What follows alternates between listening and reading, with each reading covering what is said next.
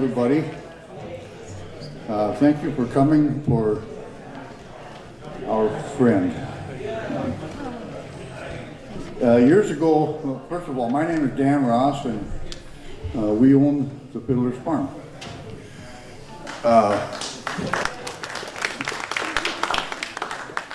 Years ago, I had a little family band, and we were called the Fairland Bluegrass Band. And as any band starting out, especially with a group of kids, you know, I had my wife and I and 3 daughters, or 2 daughters and a son-in-law, or whatever configuration we had back then. You're always looking for a place to play, you know. And we would play at churches and coffee houses, and pretty much wherever they would allow us to play in front of people. And we had a gig up at JoJo's Pizza. It's like, hey, we made big time. Pizza parlor. Because we got a couple bucks and free pizza, so we're good. And I remember one night we were sitting there, we were playing, and off to my right in a booth were 2 women that could not stop smiling, and the grumpiest old codger you've ever seen in your life.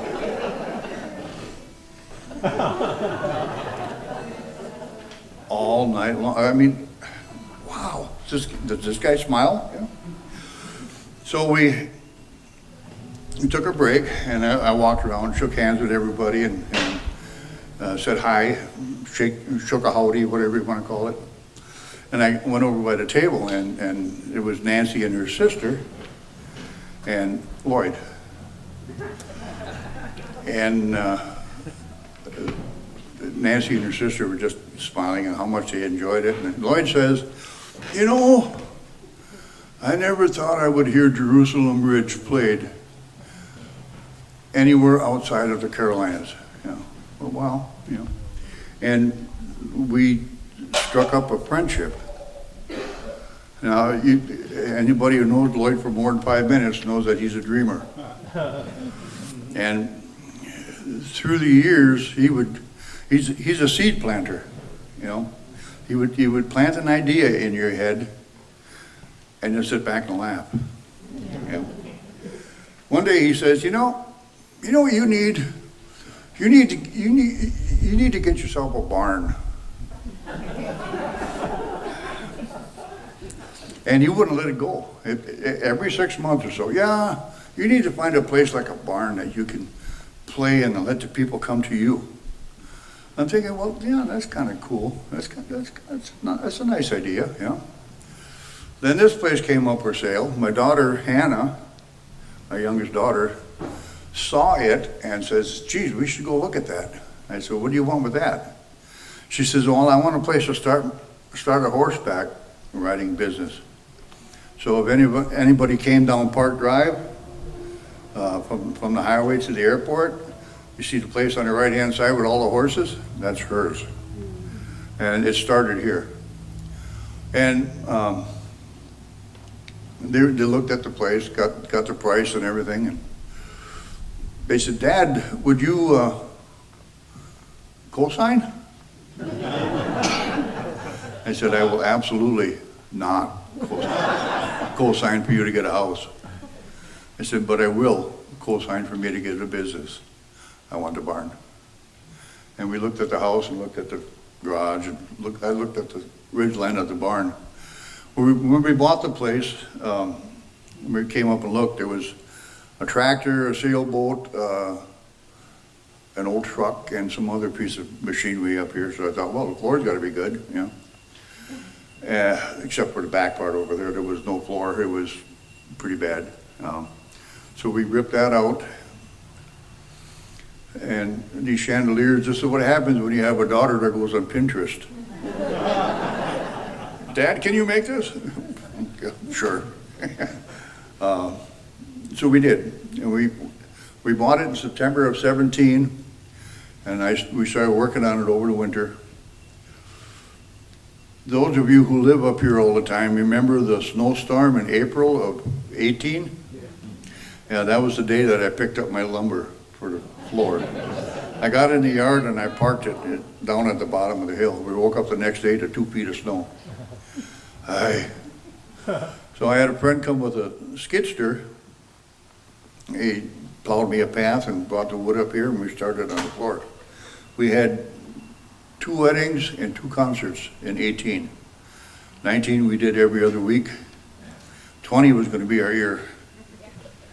Well, we know what happened there. But 21 was fantastic because everybody got sick of it. I ain't staying home no more. But, so this is Lloyd's idea. What he did not tell me is how much work was actually involved with it. You know, it's great to have a place. It's great to be able to stand on the stage that you built and play for people that come. And it really is. But oh my goodness, I never thought I'd have to work this hard to play music. Remember the door jam? I believe that was created so we would have a place to play. You know, he did that for a start for us, and he was always thinking about something, always dreaming about something. You know, and I don't think the Fairland Bluegrass Band would have been near as much as it was without him. You know, he had that. We're going to start a cowboy church. You're going to do what? We're going to hold a church service in a horse barn. You're going to do what? Yeah.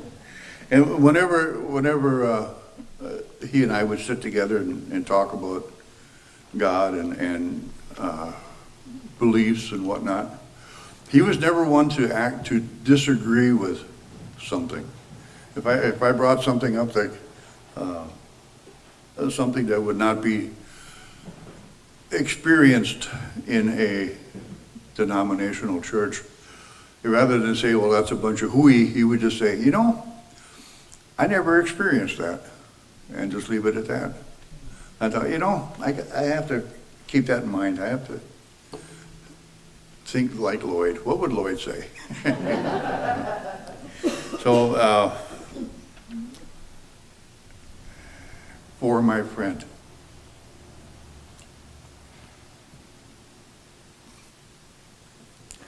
Thank you for coming.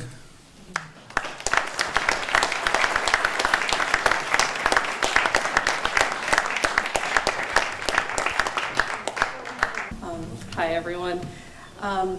My mom and Lloyd have a good friend named Judy Amberg who sent a letter to my mom on what would have been Lloyd's 86th birthday this past month.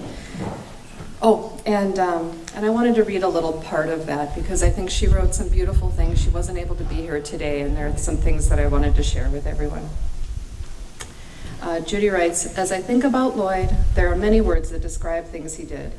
Songwriter, woodworker, weaver, storyteller, dreamer, teacher, minister, gatherer of people to pray, sing, and share scripture. I'm not exactly sure when I first met Lloyd, but I know that from the beginning, I always felt welcomed. I treasure the many summers I was able to pray and sing with him at the Cowboy Church, listening to his music and words of inspiration. Those times, along with the song circles and Bible studies, always left me feeling renewed in faith, hope, love, and joy. The faith Lloyd expressed in those settings was a faith he lived on a daily basis in the ways he showed his love for his family and friends. I also think about the ideas he shared about ways to make the world a better place, planting seeds. Lloyd's songs reflect how his deep faith was the source of his joy-filled spirit. His love of life was contagious. That deep faith was also the foundation of his persevering spirit when he learned to use a scooter to get around and knew just how far he could go on the battery. But not always how fast he could go. That same persevering spirit was also present when he pushed through the many challenges of so many medical issues and hospitalizations these past few years. When I think of Lloyd, I cannot picture him without his warm, welcoming smile. His love for Nancy was clearly visible in the way he looked at her. One picture in my mind's eye was taken from behind them as I watched them supporting each other, walking hand in hand to their car from Grassy's Girl. Lloyd was indeed an example of the illustrious man in Sirach's writings. The clarity and care with which he loved us are a reminder of the greatest gift of life he continues to be for each of us. And I'm going to read from a song, Wherever You Go by Gregory Norbert, who's a Benedictine monk. I want to say something to all of you who have become a part of the fabric of my life. The color and texture which you have brought into my being have become a song, and I want to sing it forever. There is an energy in us which makes things happen when the paths of other persons touch ours, and we have to be there and let it happen. When the time of our particular sunset comes, our thing, our accomplishment, won't really matter a great deal. But the clarity and care with which we have loved others will speak with vitality of the great gift of life we have been for each other.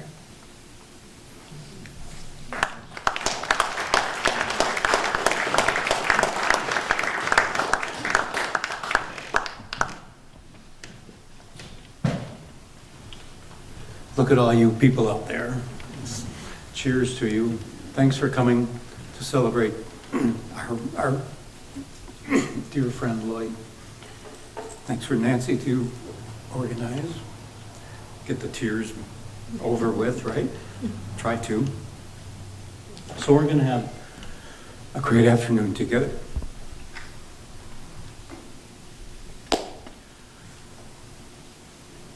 Let's do a Shokin.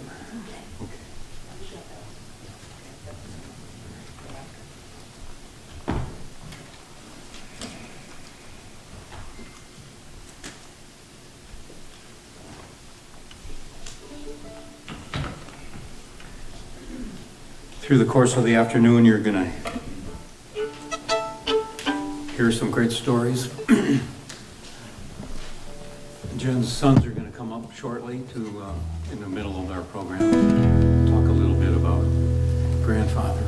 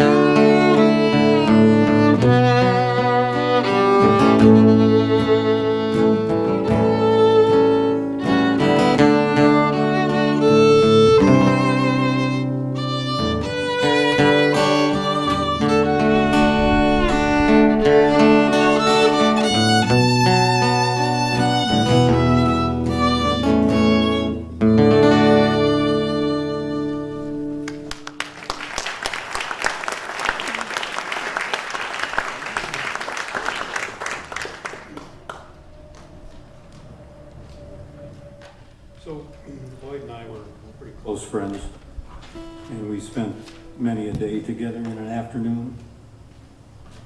And one of the things that Lloyd was working on as a musician was trying to write one song a week, maybe more, but at least have one song that kind of worked. And so that was I was inspired by that, and I'm going to share a song that I wrote for you. It was I wrote it the morning. God.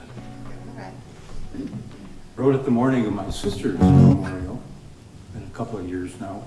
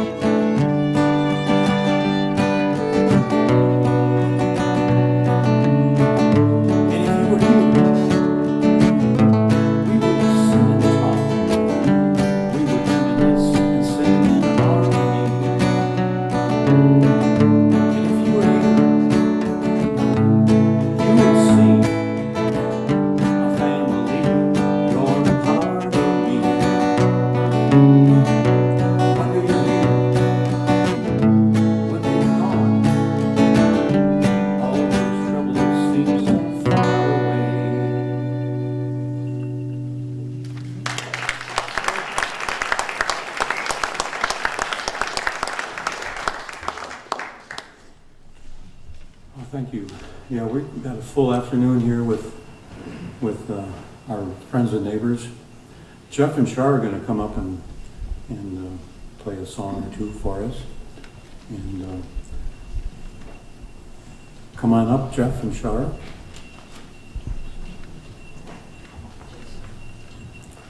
You'll see the one voice, or the, well, think about that. Yeah. Lynn and I, and Lloyd, of course, had a gospel trio. We called ourselves One Voice, and we had a great time doing that. We practiced a lot, performed quite a bit. We traveled a little bit, and made some music. We primarily went to nursing homes and retirement centers. It seemed to be the type of music that we enjoyed playing, and our audience seemed to really resonate with that.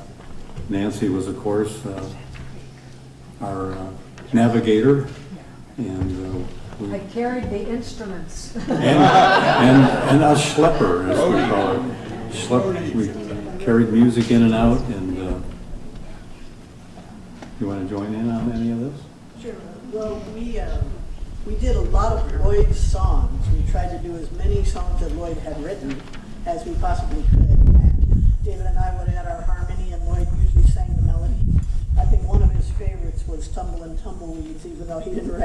that's still one of our favorites. And in a little while, we're going to do Take Me Back. So, a little closer to the mic. Take it away.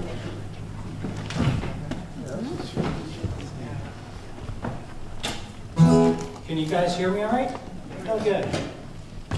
Well, thanks. My name is Jeff, and well, I wrote this song for Lloyd, and I'm very grateful that I had the opportunity to play it and sing it for him not too long ago, and I'd like to share it with you. It's called Song of the Story Man.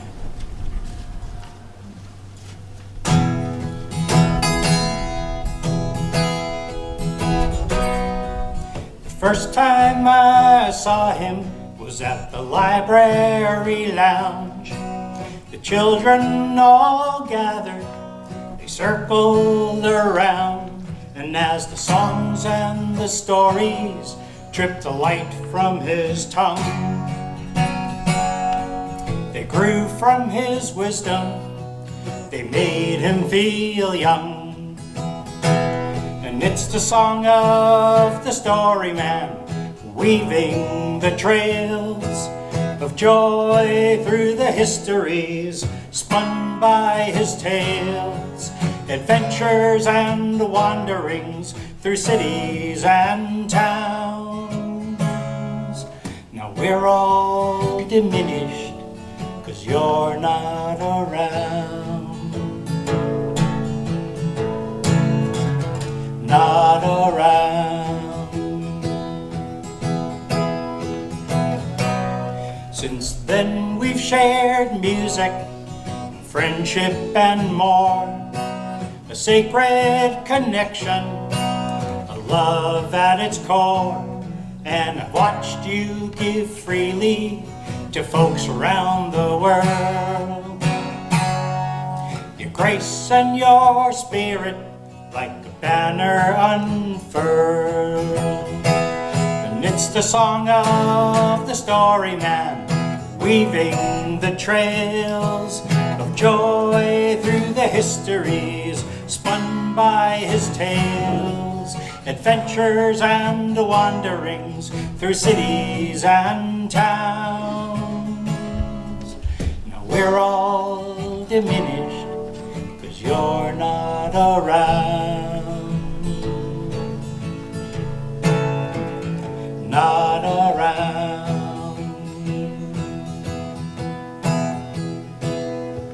But then came the moment your body grew small, your summer receding, preparing for fall, as you ponder the mysteries of what God has in store.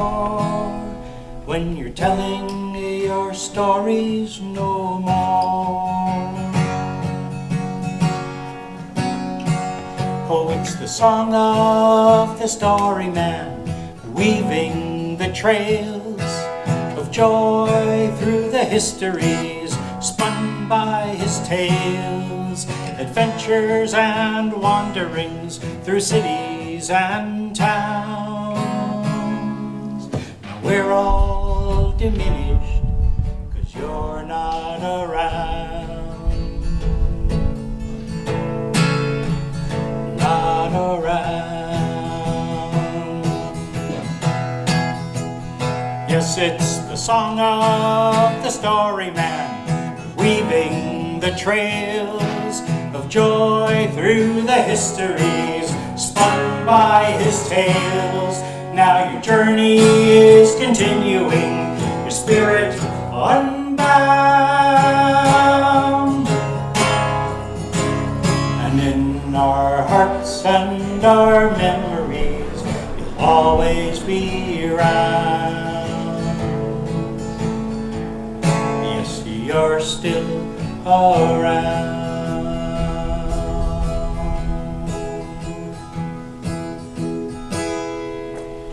Godspeed, my friends.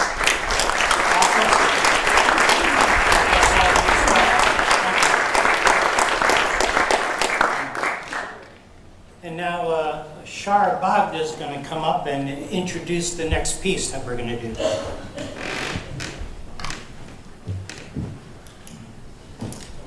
Thank you for that, Jeff. Original songs were what Lloyd was about. Creating music, sharing it. No song was a bad song. Some are just better than others. Some of them develop, actually have a chorus and a verse and a bridge maybe, and a melody that people can sing along with.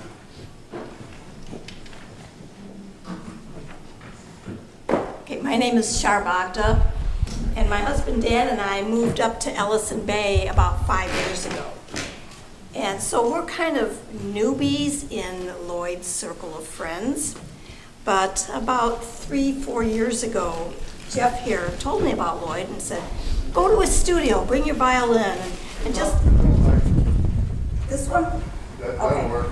Because I can do my teaching voice. Anyway, he said, come to the studio, bring your violin, and it's going to be a good time. And I did, and I was hooked. So I was enchanted by his stories, his plans, his deep faith, everything. And then he would come to Brew, as many of you know about the Brew Band. I work there now. And he would sit in the front and hold court with every week it would be a different crowd. But one day I was at a studio, getting back to this presentation. He said, Sharp, I have a really, really neat thing. I have a poem. And then he pointed to a decrepit old violin hanging on the wall of his studio, and he says, I've got this really neat plan. This was last summer, so it was probably one of his last big plans. He says, I want you to see if you can fix up this violin, and I'll get a big group together, and I'll read the poem, and you can play. So I took the violin, tried to get it fixed, took it to different people, and the prices that they quoted were just, no. So I felt really bad, and then Lloyd's health spiraled, and it just never happened. And then Nancy sent out the email about this, and I said, okay, we've got to do this poem for Lloyd. And Lloyd, I know you're listening, and Jeff is going to read it. It's called The Touch of the Master's Hand, written by Myra Welsh. Read it.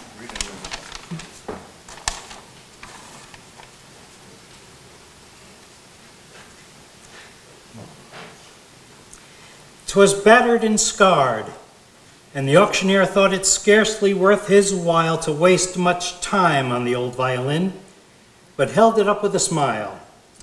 What am I bid, good folks, he cried. Who'll start the bidding for me?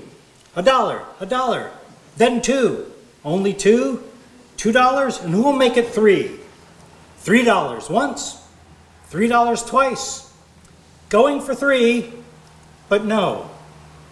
From the room far back, a woman came forward and picked up the bow.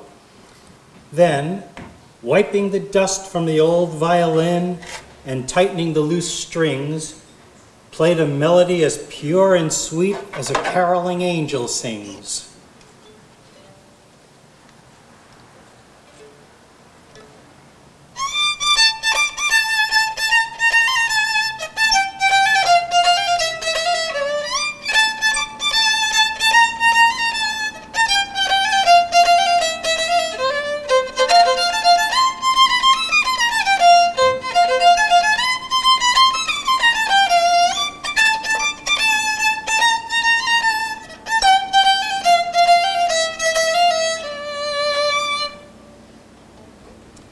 The music ceased, and the auctioneer, with a voice that was quiet and low, said, Now, what am I bid for the old violin? And he held it up with the bow. $1,000, and who'll make it $2? $2,000, who'll make it $3? $3,000 once, $3,000 twice, and going, and gone, said he. The people cheered, and some of them cried. We do not quite understand what changed its worth. Swift came the reply, the touch of a master's hand. And many a man with life out of tune and battered and scarred with sin is auctioned cheap to the thoughtless crowd, much like the old violin. a mess of pottage, a glass of wine, a game, and he travels on. He is going once and going twice. He's going and almost gone. But the master comes, and the foolish crowd never can quite understand the worth of a soul and the change that is wrought by the touch of the master's hand.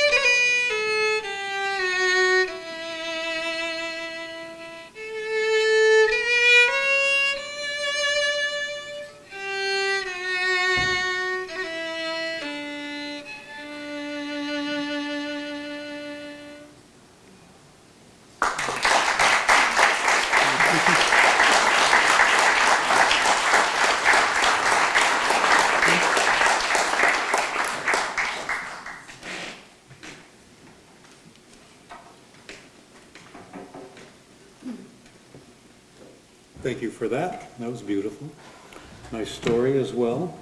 Jeff, did you write that? No. You didn't write the poem? Okay. Just thought you might. He writes poems and music, so I kind of assumed that was the case. Anyway, we're going to have Tom Kroc and Chrissy come up shortly. And one of Lloyd's requests was the beautiful song, The Dutchman. I'm sure you all will recognize it. I'm sure, just like many of you, Christy and I have many memories to thank for Lloyd. My favorite one about me, though, was I think one time he discovered that I grew up in a small town in Indiana where I was pretty much forced to go to church 3 times a week until I was like 17 and left for college, which I'm convinced gave me a bunch of chits in heaven, so I really never really need to go again. But I considered my time at the Cowboy Church like supplemental, service.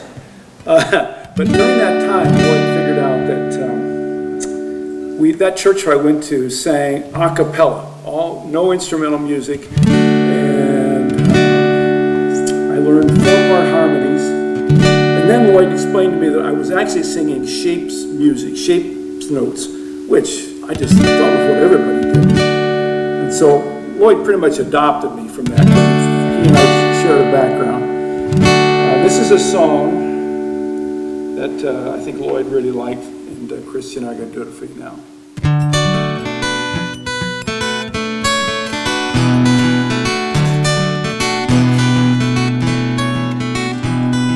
Dutchman's not the kind of man keeps his thumbs and in the band, holds his dreams in.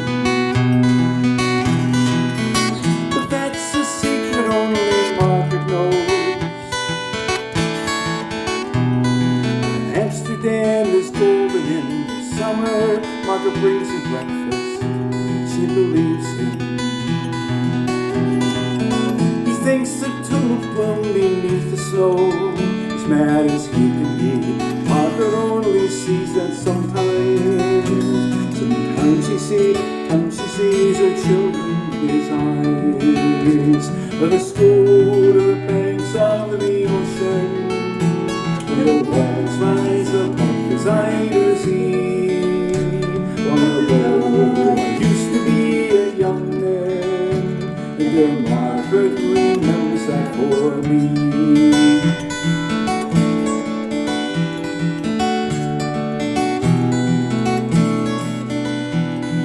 The Dutchman still wears wooden shoes, his cap and coat are patched with the love that Margaret sewed there. Sometimes he thinks he's still in Rotterdam, and he watches the tugboats down canals, calls out to them when he thinks he knows the captain. Till Margaret comes to take him home again, through unforgiving streets, tripping though she holds his arm. Sometimes he thinks he's alone and he calls her name. Let her stroll to the banks of the ocean, where the walls rise above the Zuyder Zee. Long ago, I used to be a young man, and then Margaret remembers that for me.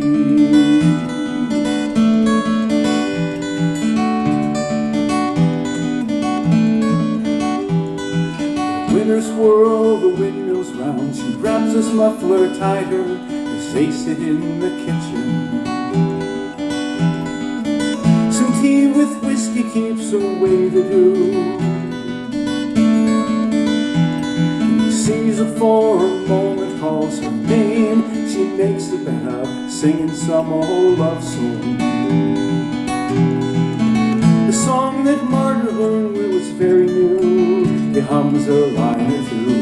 They sing together in the dark. When she falls asleep, Margaret blows the candle out. Let us go to the banks of the ocean, where the walls rise above the Zuyder Zee. Long ago, I used to be a young man, and dear Margaret remembers that for me. Let us go to the banks of the ocean, where the walls rise above the Zuyder Zee. Long ago, I used to be a young man, dear Margaret remembers that for me.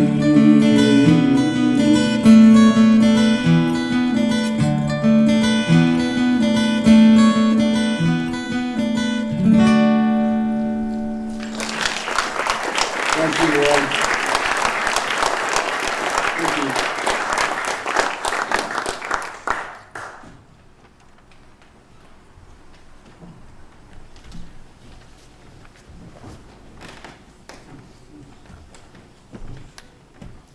That was nice.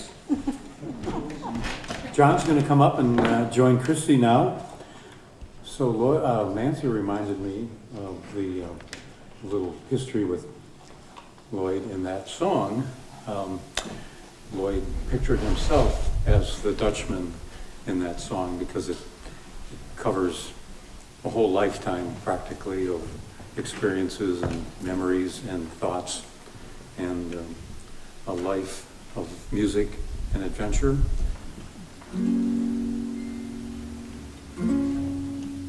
Lloyd is a dear friend. He touched many lives, and I'm grateful that he touched mine. I moved up to Door County a while ago, and I saw a bunch of people sitting in Brew one day playing music. And I called him up, or asked Jen, I said, hey, what's up with all those guys in there playing music? And Lloyd said, come on down, I'll give you a guitar. And so the next week I came down there and he handed me a guitar, and I met some wonderful people, and Christy was one of them. And we started playing music together, and so this is a simple tune for a wonderful man who we considered a friend.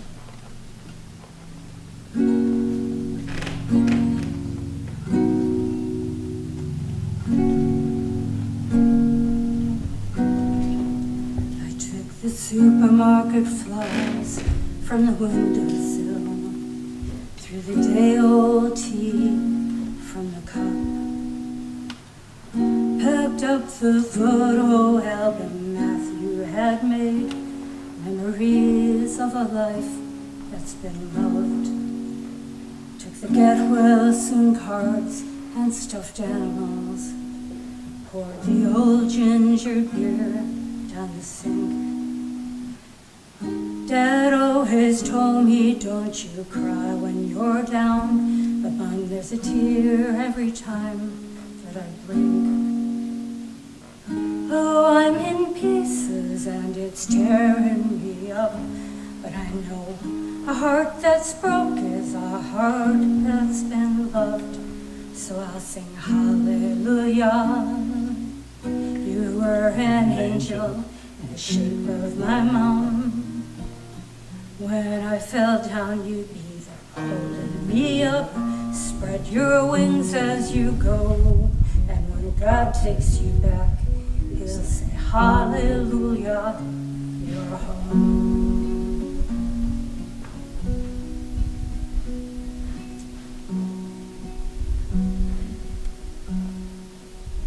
I fluffed the pillows, made the beds, stacked the chairs up, folded your nightgowns neatly in a case. John said he'd drive and put his hand on my cheek and wiped a tear from the side of my face. And I hope that I see the world as you did, 'cause I know a life with love is a life that's been lived. So I'll sing hallelujah. You were an angel, the shape of my mom. When I fell down, you'd be there holding me up. Spread your wings and you go. When God takes you back, he'll say, hallelujah, you're home. Hallelujah, you were an angel, the shape of my mom. You got to see the person I have become. Spread your wings and I know that when God took you back, he said, hallelujah, you're home.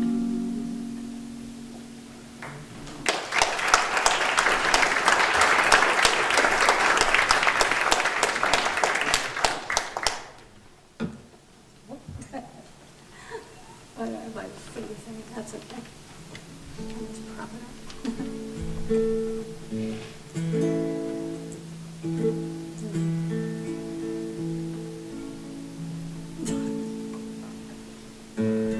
My famous last words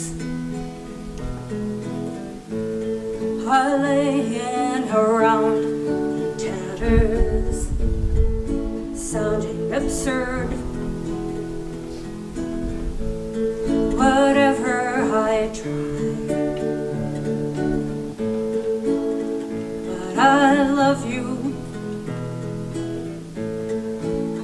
That's all that really matters. If this is goodbye, if this is goodbye.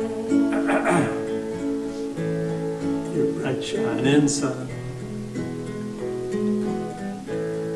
would light up the way before me. You were the one,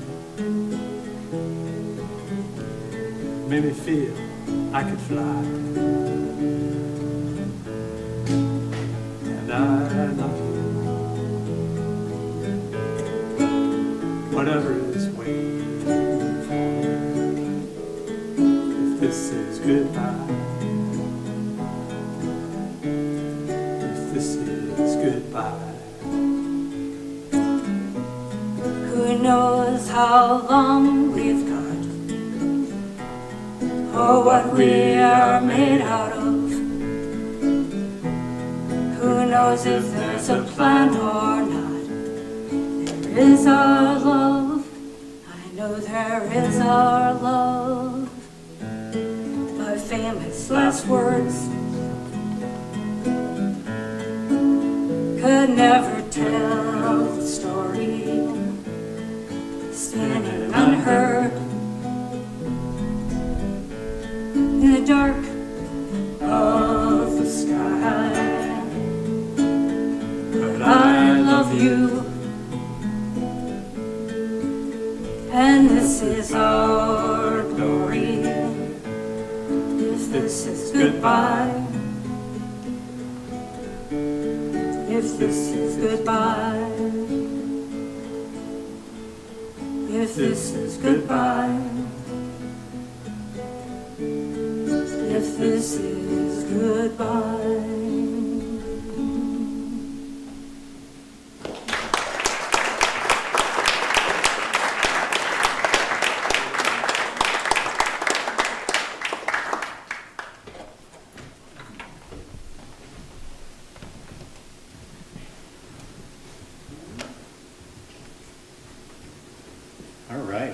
That was beautiful.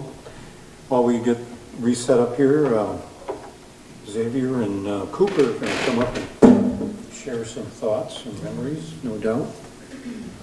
Come on up, boys, gentlemen. So this is a perfect example of our effort through the years to provide a place for musicians or poets and poets to share their thoughts and their talents. The Door Jam was a dream that Dan referred to earlier, and Lloyd and I discussed it in length.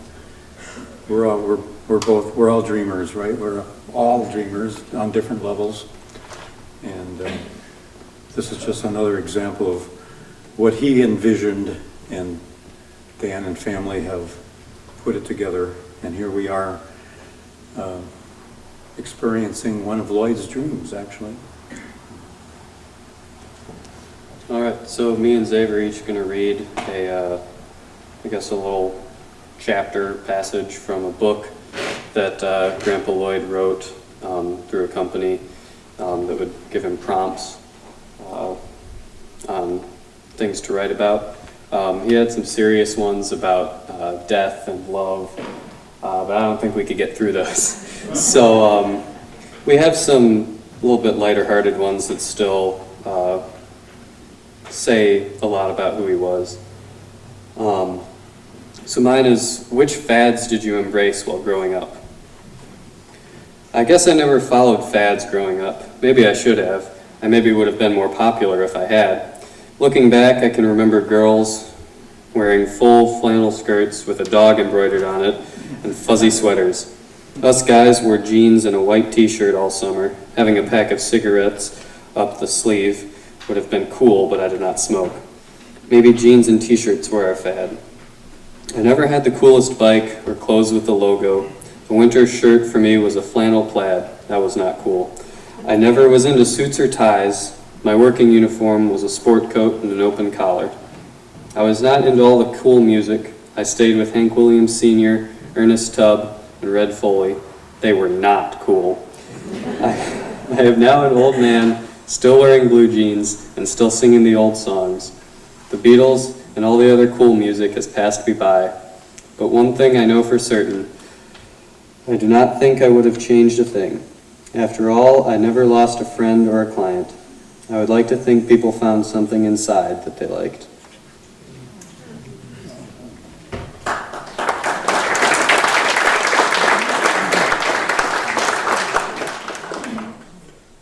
So, this one is, what are your favorite possessions and why?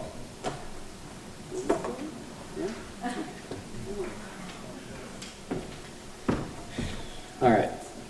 What are your favorite possessions and why? What do you think of a guy who packs up his treasures and moves over 10 times in 40 years? Illinois to Wisconsin, Wisconsin to Denver, back to Wisconsin, to Illinois, to North Carolina, and back to Wisconsin. Carting 2 paper cutout pictures, a pair of wool mittens, a few old family instruments played in the Salem Norwegian String Band, a small dresser plate which was a wedding gift to Grandpa and Grandma Herman on their wedding day in Gardermoen, Norway, before coming to America. A comptometer adding machine which will only multiply unless using 9 complements. This book was never edited, so it's sometimes hard to figure out what's going on. A 900-pound ship anchor chain. You have to agree it seems crazy, but let's look again at that stuff. 2 paper cutout pictures. My mother took up a hobby in her last days of fighting cancer. She took several copies of the same cards to cut out figures to make a 3D picture. I framed 2 of the pictures to remind me of her strength and her love to see beauty in everything. A pair of wool mittens. A wonderful woman in Door County, who later became my wife, made them for me. To this day they are a treasure, as it always reminded me of the way home. I always put them away with the thumbs pointing north. Family instruments. Washburn guitar, Martin mandolin, 1930 nickel-plated mandolin, and an unknown make mandolin, ukulele, cello, and bass were all part of the old Salem string band instruments from the turn of the century. The cello and bass did not make it. They came apart and it would have cost a great deal to have them restored. They became parts. The nickel-plated mandolin had to be sacrificed for expenses, but it was not a part of the original collection. The remainder, of course, are very dear to me as my dad, Mrs. Reese, Faye Allen, and myself played them together. Those days cannot be replicated. A small dresser plate from Norway. It was a wedding gift to Grandpa and Grandma Herman on their wedding day in Norway before coming to America. I had a strong feeling that this should go to my firstborn grandchild that turned out to be Lena McDonald. It was given to her on her 16th birthday. A comptometer. What a silly thing to carry around, but it reminds me of my first computer conversion, an IBM 360 RAMAC. This comptometer was used in the payroll department of the Consolidated Food Corps to calculate the payroll of 250 employees. 900-pound ship anchor chain. Granted, this was a dumb idea, but it sure has provided me a lot of laughs over the years. It now rests in a barn in the Brown Cherry Orchard in Door County. Who knows where it shows up next? A trucker could show up one day at your door with a delivery.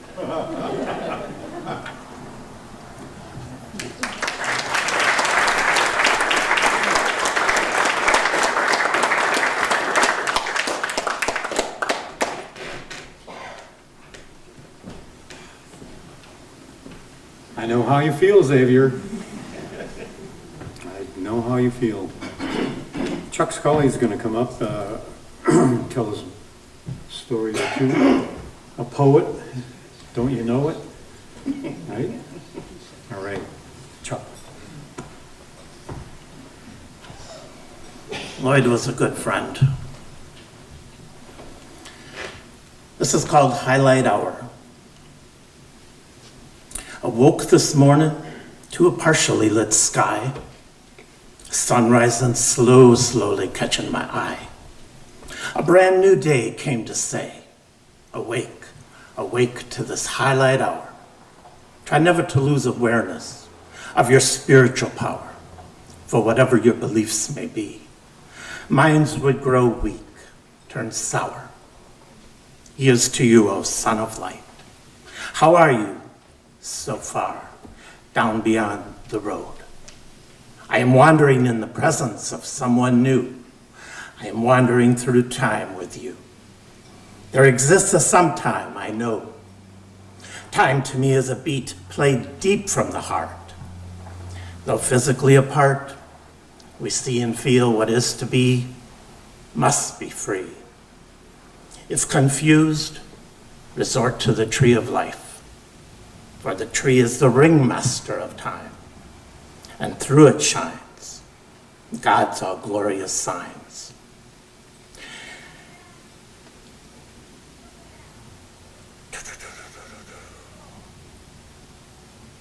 Let's see here.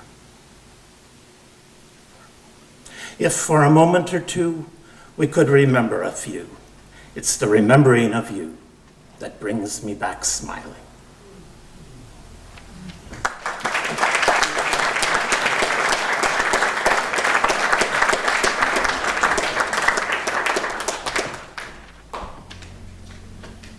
Beautiful, Chuck.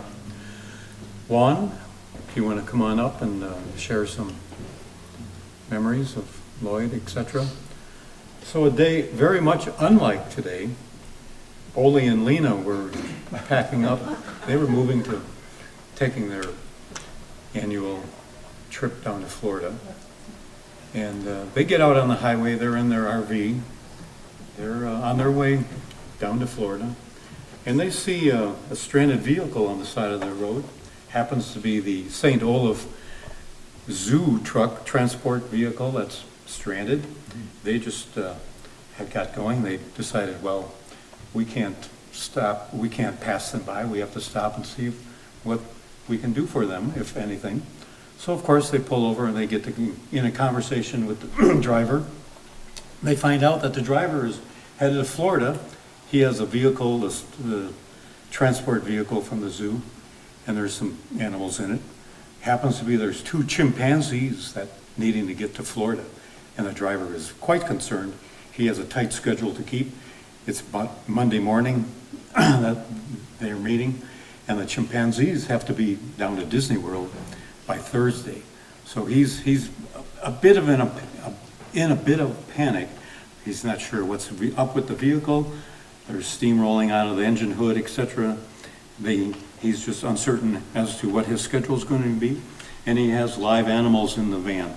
So he needs to come up with some sort of plan. But anyway, in the conversation, Wally and Lena decide that, hey, we're going to Florida. What if, one of those things, what if we take the chimpanzees with us to Florida? So they decide, with the driver, of course, that that's the course of action. So they load up the chimpanzees and they head down the road. Before they head down the road, the driver is ecstatic. He's just very thankful, of course. He gives them $300 for some gas money and expenses. And they head down the road, and they're on schedule, or the chimpanzees are on schedule to be delivered to Disney World in time, we hope. So anyway, they get down there, and they're happily in Florida. And a few days later, the transport driver is driving down the road in Orlando, and lo and behold, he sees Ole and Lena walking down the side of the road with 2 chimpanzees hand in hand. So he pulls over, and he can't help it, approach them and concerned and curious and sort of upset to a degree. He goes, what the heck? I thought I made arrangements with you that you were going to take these chimpanzees to Florida and drop them off at Disney World by Thursday. And Lena she was so happy.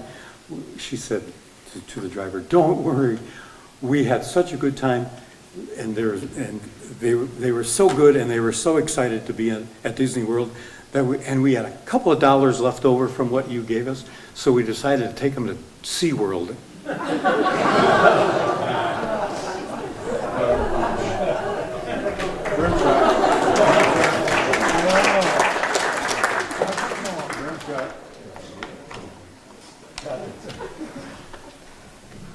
So I didn't know Lloyd for as long as most of you did, but and I don't remember how I met him. The only thing I remember is the presence that he made in my life and my family's. My dad, my sister, and my mom. Lloyd would come almost every Tuesday, or not Tuesdays, but Wednesdays and Thursdays to the coffee shop that my parents owned. He would order a raspberry tea and a breakfast sandwich. We don't have raspberry tea. But for Lloyd we did. It was a blueberry tea, but it was like pink. So it was raspberry tea. And now, just from everything and how much he meant to us, it's no longer a breakfast sandwich, it's the Lloyd special. So, as I grew up, Lloyd taught me a lot of things. He taught me that once you pass away, you aren't actually gone. You're gone until your memory's gone. And Lloyd's memory is going to be a memory for a while. And I'm sure of it. He didn't mean a lot just to me, because when I first met him, the first core memory that I have of Lloyd is learning to ride a scooter. Okay, so after work, we would go to the back of the library, and then he would say, I'll race you to find as much garbage as you can. So I would grab a plastic bag, some things to pick up, just random stuff, and I'd pick up garbage with him. So one day, he was like, how would you like to learn how to ride the scooter? And I was like, is that dangerous? And he said, not at all. I know, from what I know, that he fell off that thing 2 times. So I think that's pretty dangerous. I don't know. And I was 12. So, anyways, he taught me how to go forward, backwards, and then I just picked up garbage. That's what I did. But when I guess I started working more, he started getting older, he would come to the shop, and then these times he would ask me if I played an instrument. And I do. I play the piano, the clarinet, and the ukulele. So that means that I'm a mariachi. That's what it means, I guess. So we're starting a mariachi band in 2020, peak COVID. Me and my sister sitting in a basement trying to make music with, I guess, pillows and whatever we can find. But I mean, it was always great because he would bring music. I would always have the basement crammed with, I don't know, my ukulele or something. And then I just try to learn the notes, learn the chords. And every time I met him, or saw him, he'd be like, "So what'd you learn?" And I would say, "Well, I learned this part. I didn't learn it. I just pretended like I did." But it was all part of the learning process. So here, Nancy gave me a little thing to read about Lloyd, and it says, "What did you learn from your parents?" And here it says, "Remember what I said earlier this year. From my father, never get into a pissing match with a skunk. From my mother, sugar catches more bees than vinegar. Because I had a learning disability, my learning processes was a little slower. It was not until later in life I realized that my parents pictured me to be something different than what I became. That ended up with some discussions like, 'You're going to do what?' My father struggled the most with this when he found out I was not going to be a foundry worker, mechanic, or a carpenter. That was what he was grooming me for. I still remember him saying, 'Get into a good union.' My mother, on the other hand, was busy teaching life skills, sewing, cooking, shopping, and ironing. She was preparing me with homemaking skills, which would be good to know when I became a milkman like Hans. The bottom line for the both of them was, follow your faith, your word has got to be worthy of honor, and family comes first."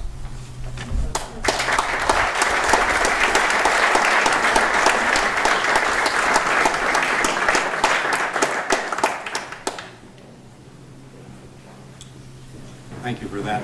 Lisa, you want to get ready? Come on up. So isn't that the thing about Lloyd? You know, he was always encouraging. Whatever interests you had, it didn't matter. Could be a mechanic, could be a tradesman, could be a professional, could be a restaurateur, right? He was always encouraging. That was our boy. Guy. I'll be quick because I'm not a musician. Just kidding. I was supposed to tell the Ole and Lena joke, but I went home and I was like, Nancy wants me to tell a joke at this and it's gonna be great. And every one of my family members said, "Don't tell a joke, Mom. You are a horrible joke teller." And Dave, no more jokes. It's bad. Great musician. I don't know about the joke telling. Anyway, I'm here, Lisa McDonald. I know most of you, my kids, Lena and Connor are here with my husband Ron and Lena's fiance Charlie. My sister Maya is here. And my brother, who lives in Kentucky, could not be here today, and he did want me to tell you all that he is sorry he could not be here. He lost his job 9 months ago, and he spent 9 months scouring for a job, and he finally found one. And he said, "I can't leave. I have to keep going." So I said, "It's okay. I will send you regards." And so there it is. My dad's life was, as you guys all know, a bit segmented. You know, he had his boxes and his Illinois people and his Kentucky people and his North Carolina people and his Door County people. But what brought everyone, I feel, together was two things. Two things my dad had in his life through and through. And the number one thing, obviously, was music, his love for music, and we all know that. But I don't really believe that it was music that was his love. I think it was the people. And he just loved the people that were involved, whoever it was.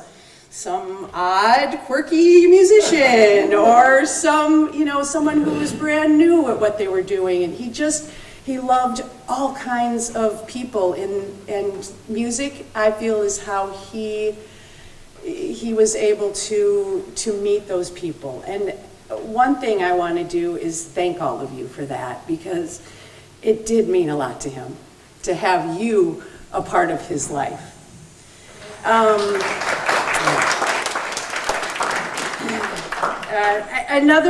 The second truth for a very long time in my dad's life was, of course, his love for Nancy and her family. And dang it, it's your fault.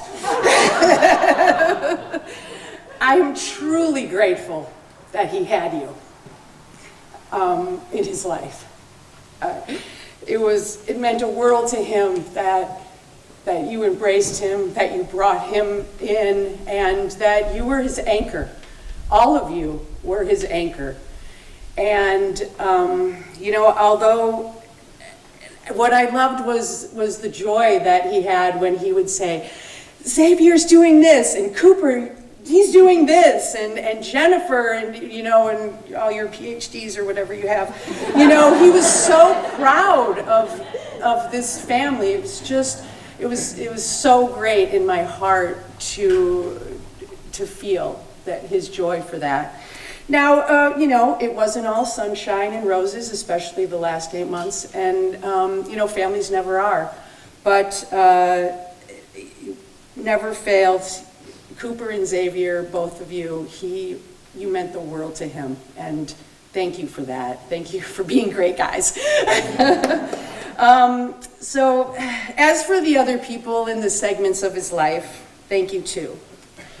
My dad fulfilled, you brought kindness into his life, and he passed it along to other people, whether it was through an instrument that they were starting to learn, or I feel like the kindness grew, and it started with the humans that were in his life, and that would be all of you. Today we celebrate my dad's life, and he gave it an adventure every day. Sometimes we held on to our seats, wondering how it would go, but let's have the adventure continue. Thank you.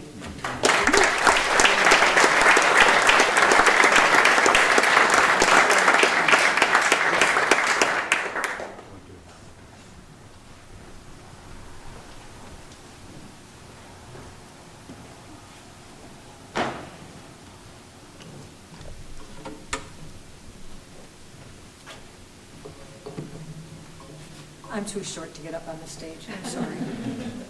Is this okay? Can you hear me okay? Yep. Okay, so I just wanted to say a few things, because Lisa, thank you.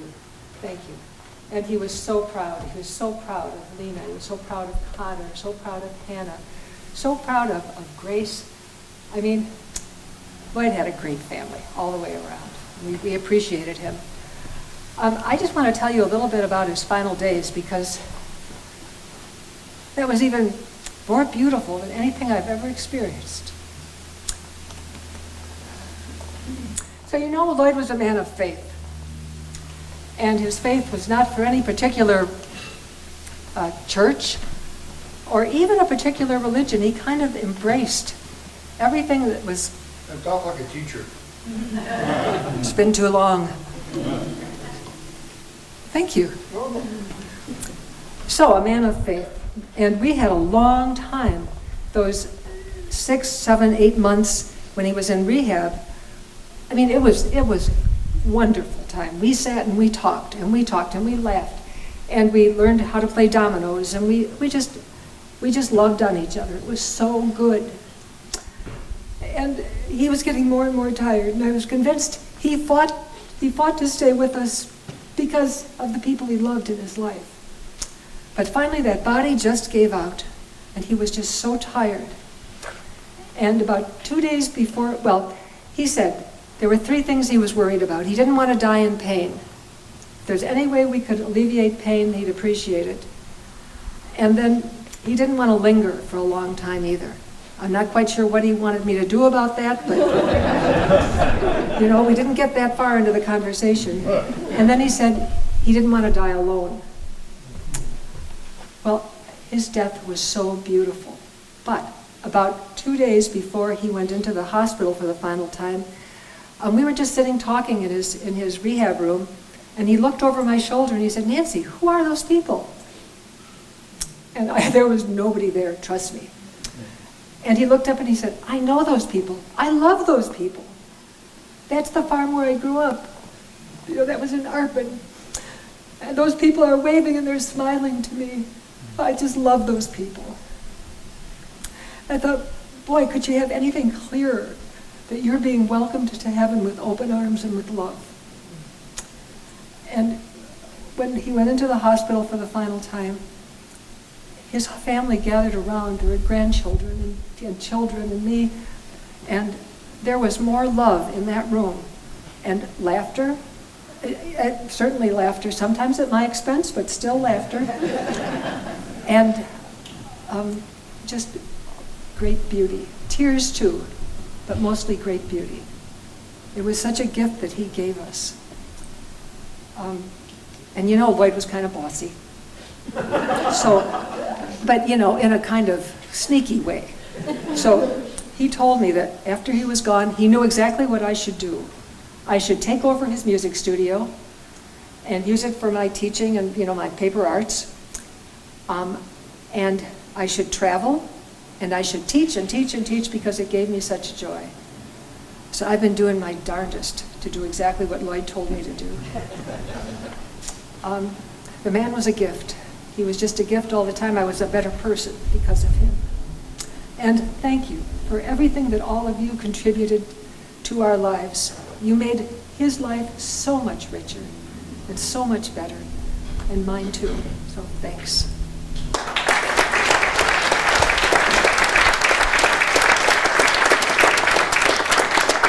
Thank you. Nancy. John Sewellback, if you want to start coming up.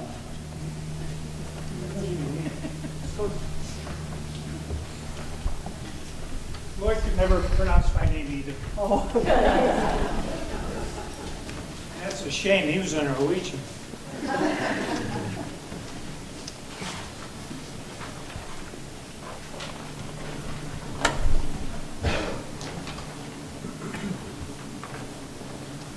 little piece of music for the end here. I guess I'll just sing it. I don't really have a dramatic story to tell about Lloyd. I spent so much time with him, and he became such a big part of my life that I just felt I had to kind of express, the feelings of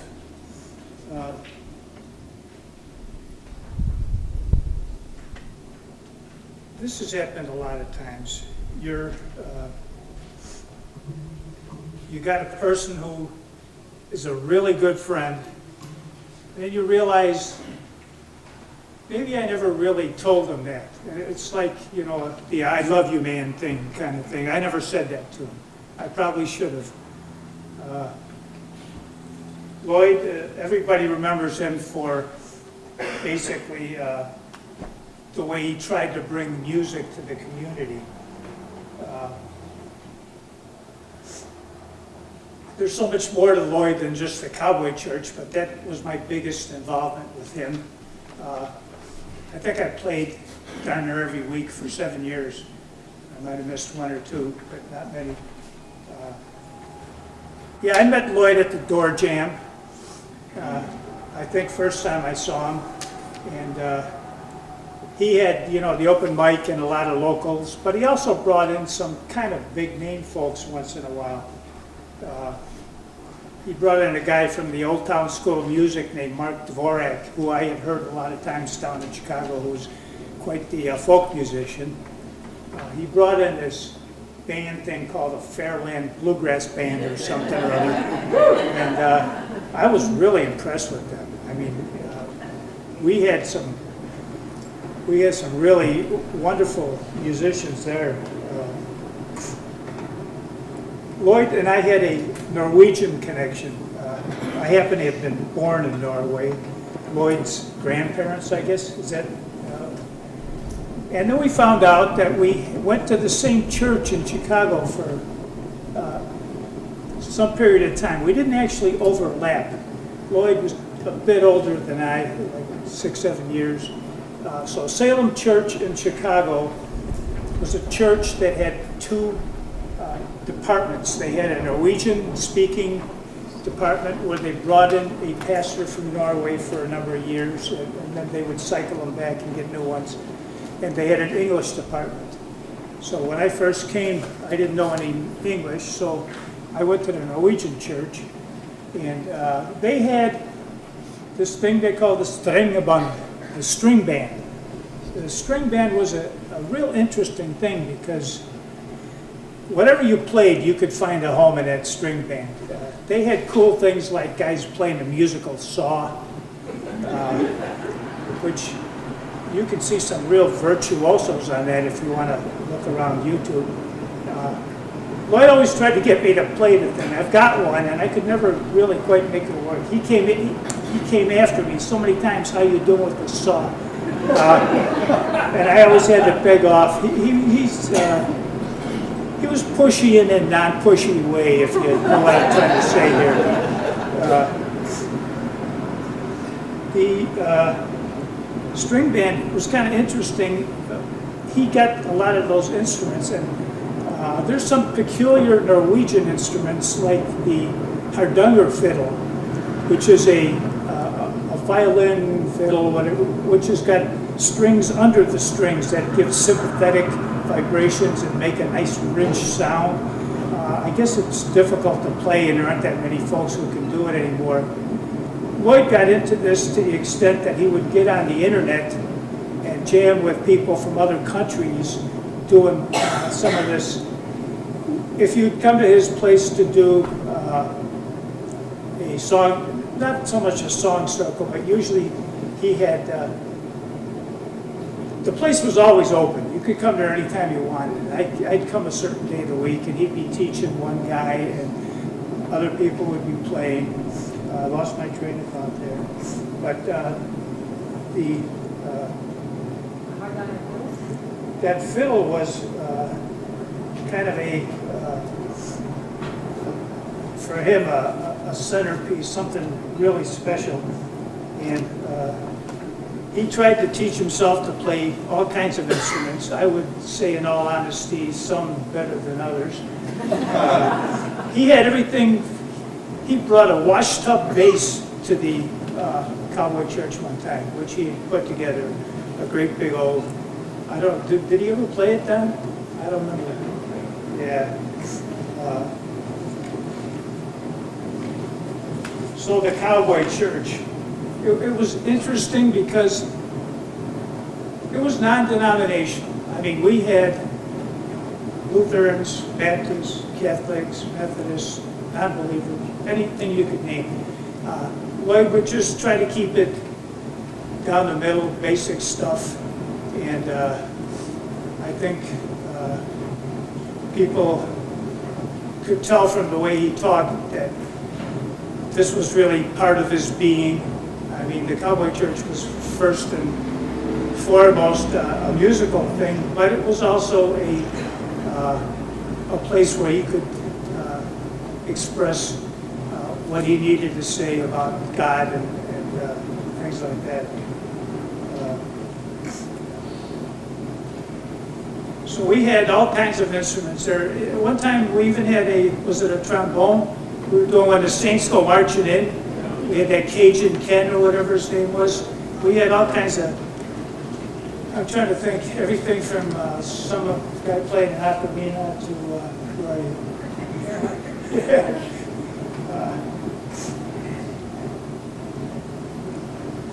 Brew Coffee Shop might have been the first place where I really got into it with him. I mean, got into playing with him.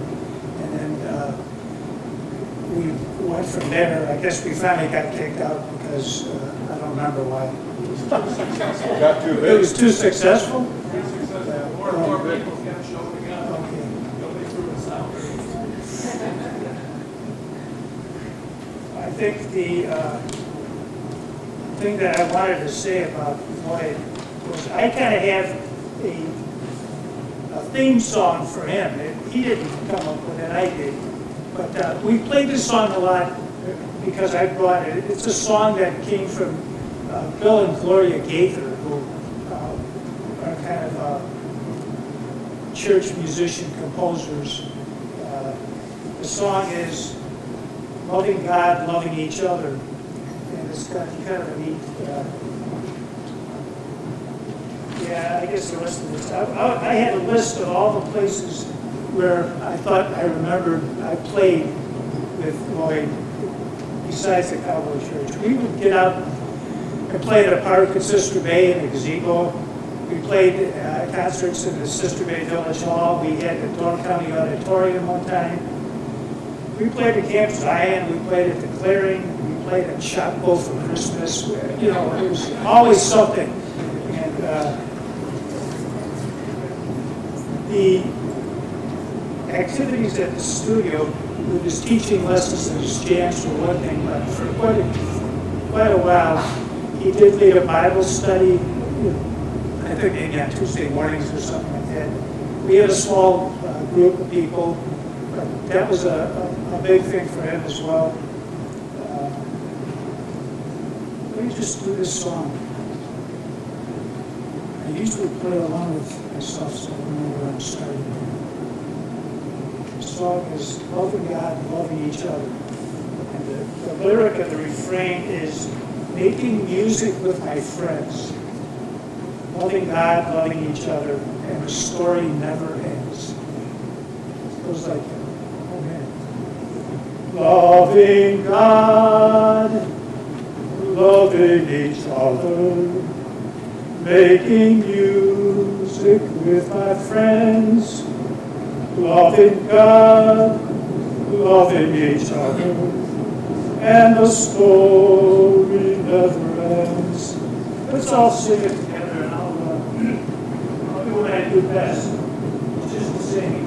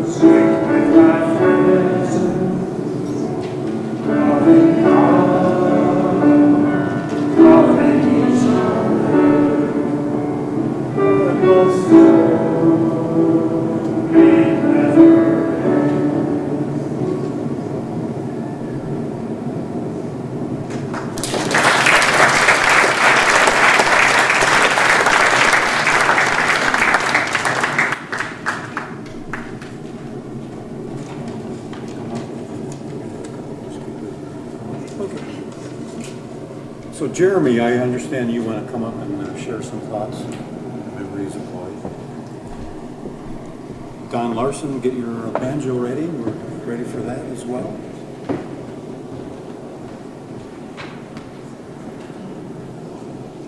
I'm Jeremy Schwab.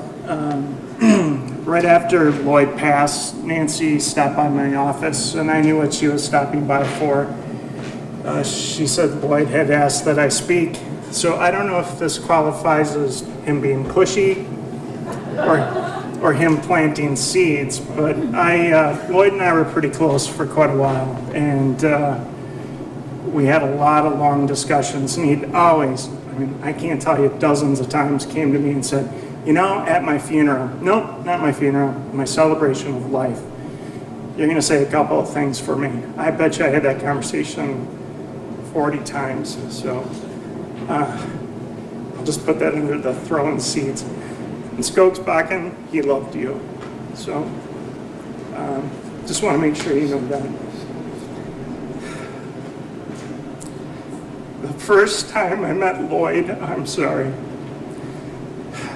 I had a friend who said, buckle up, you're about to go for a ride. And holy cow, did I go for a ride. After an hour and a half of coffee with him, I had agreed to join the Cowboy Church. I think I played in a nursing home with him guitar like 2 days later. We started a Bible study. We met all the time and talked theology. He was my bud. What can I add to what everybody else has said? He was a dreamer. He was just a lot of fun to be around. He was always kind of, come with me, you know, and I'd say, Lloyd, we don't know what we're doing. We're not ready. God's in control. He'll figure it out. Okay? So I wrote a couple of things down that I just wanted to make sure. The Bible studies were so much fun that John was talking about. It was just a goofy group of guys. I don't think we had one thing in common, and that's what made it so fun. Just a bunch of guys getting together, just glorifying Christ, and we had a lot of really, I don't think there are a lot of Bible studies like that around. We got in some pretty big arguments, but Lloyd was really good at refereeing, and just some of the best memories of my life up here. So the two things that he wanted me to make sure I said today was that God's in control.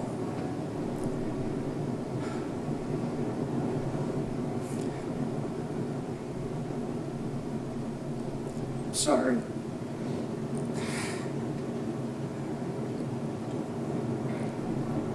Excuse me. We did a lot of wild adventures together.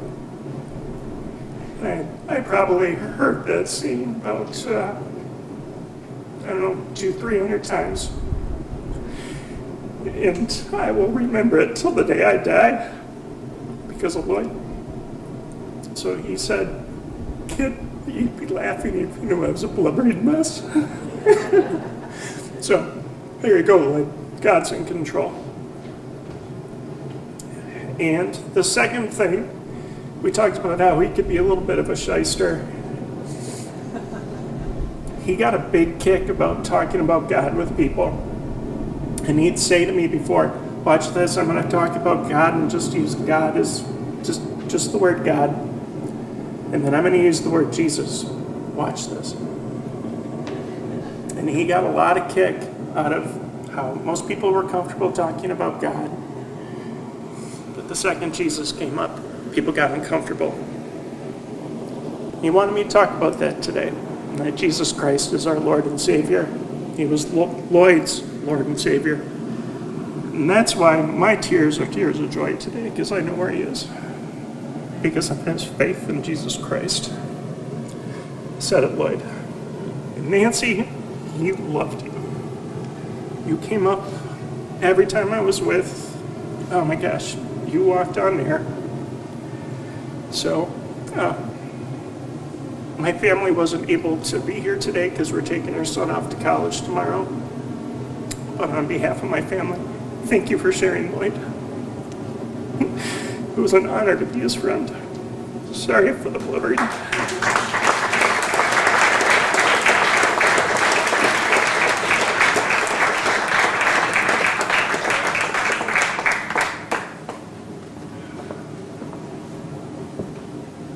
Thank you, Jeremy.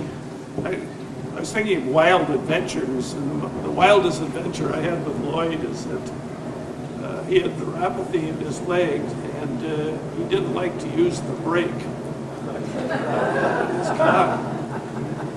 And I always dreaded it when we were coming up to that south curve on Old Stage Road. And, you know, we were doing at least 40, 50 miles an hour. And is this man ever going to break this van? No. Things are falling over. We're going around the curve. And he did it again one time, and that was the last time that I rode with Lloyd.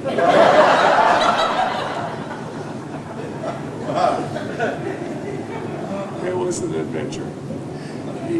I had a revelation as I was thinking about Lloyd. When we moved here in 2005, we didn't know anybody. Our friends were actually the checkout people at Piggly Wiggly. But then I met Lloyd at one of the bluegrass camps. There's a couple of things fall out from that. But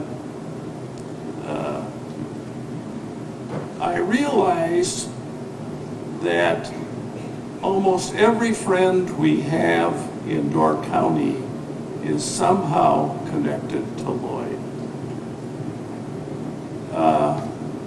He just had, you know, he just had that way of bringing people together. There's actually a scientific term for that. It's called a connector personality. And Lloyd had the connector personality. And he was just brought people together. He introduced people to each other. So through one step or another, either directly or indirectly, my friends have come through Lloyd. As a matter of fact, my social circle is not a circle at all. My social circle is a giant pyramid with Lloyd sitting on the top. And that is really the description of a connected personality. The other trait that Lloyd had, and I'm not telling anything out of school here because Lloyd and I had had a conversation about this many times. Lloyd was a plate spinner. Plate spinner, if you remember, of course, I don't know if you remember the old Ed Sullivan shows where they had this circus act where you had sticks mounted to the floor or mounted to a table, and then they would put a plate on top of one of the sticks and he'd spin it. And then he'd go to another stick, put a plate on that. He'd go until but as he's doing that, the first ones are starting to wobble by the time he gets to the fifth one. So he has to run back and keep that one going. Lloyd had a special magic because he would say to somebody, spin that stick. And so we were brought along on that. The other thing is that when he met people, he did not see people the same way that you and I might see people. He saw possibilities. We might say, well, do we like this person or don't we like this person? He loved everybody, and he saw possibilities. My first introduction to Lloyd was at the bluegrass camp. We had done our set, and I went and I sat next to him. 5 minutes after I met Lloyd, he was recruiting me to go out to nursing homes and play music. And I had planned on a retirement hobby of woodworking. But soon after, I sold all my woodworking equipment and bought 7 banjos. So that's it. Okay, Lloyd requested that I sing this song at this event. Here we go.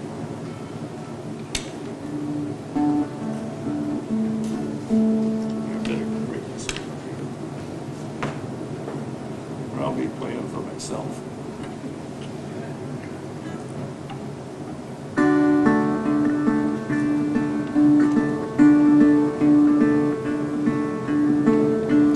If I surveyed all the good things that come to me from above, if I count all the blessings from the storehouse of love, I'd simply ask for a favor of him beyond mortal kings, and I'm sure he would grant it again. I want to stroll over heaven with you some glad day, when all of our troubles are vanished away. Then we'll enjoy the beauty where all things are new. I want to stroll over heaven with you. So many places of beauty we long to see here below, but time and treasures have kept us from making plans, as you know. But when we get to heaven, we'll stand anew while I stroll over heaven with you. I want to stroll over heaven with you some glad day, when all of our troubles are vanished away. Then we'll enjoy the beauty, all things are new. I want to stroll over heaven with you. I want to stroll over heaven with you.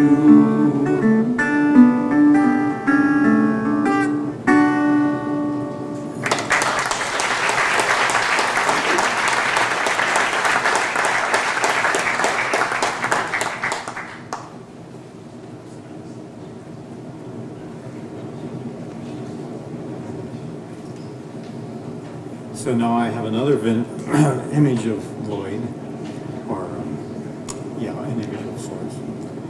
And John Schoolbakken will take me back here shortly, so be ready for that. So as we all know, it's storyteller Lloyd, right? Now it's plate spinner Lloyd. I love that.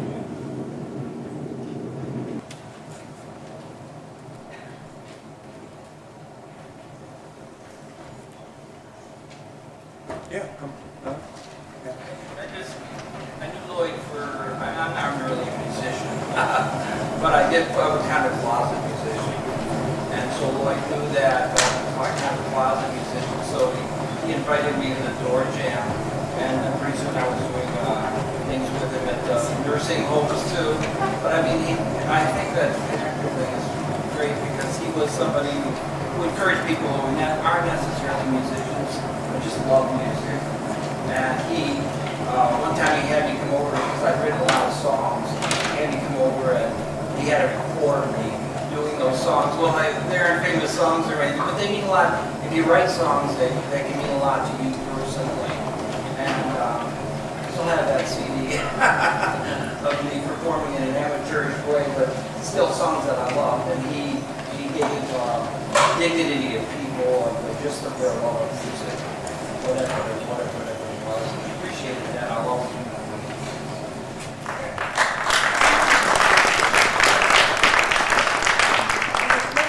Shine Norwegians that Garrison Keeler always talks about. There's paper and pen back there if you'd like to jot down any memories.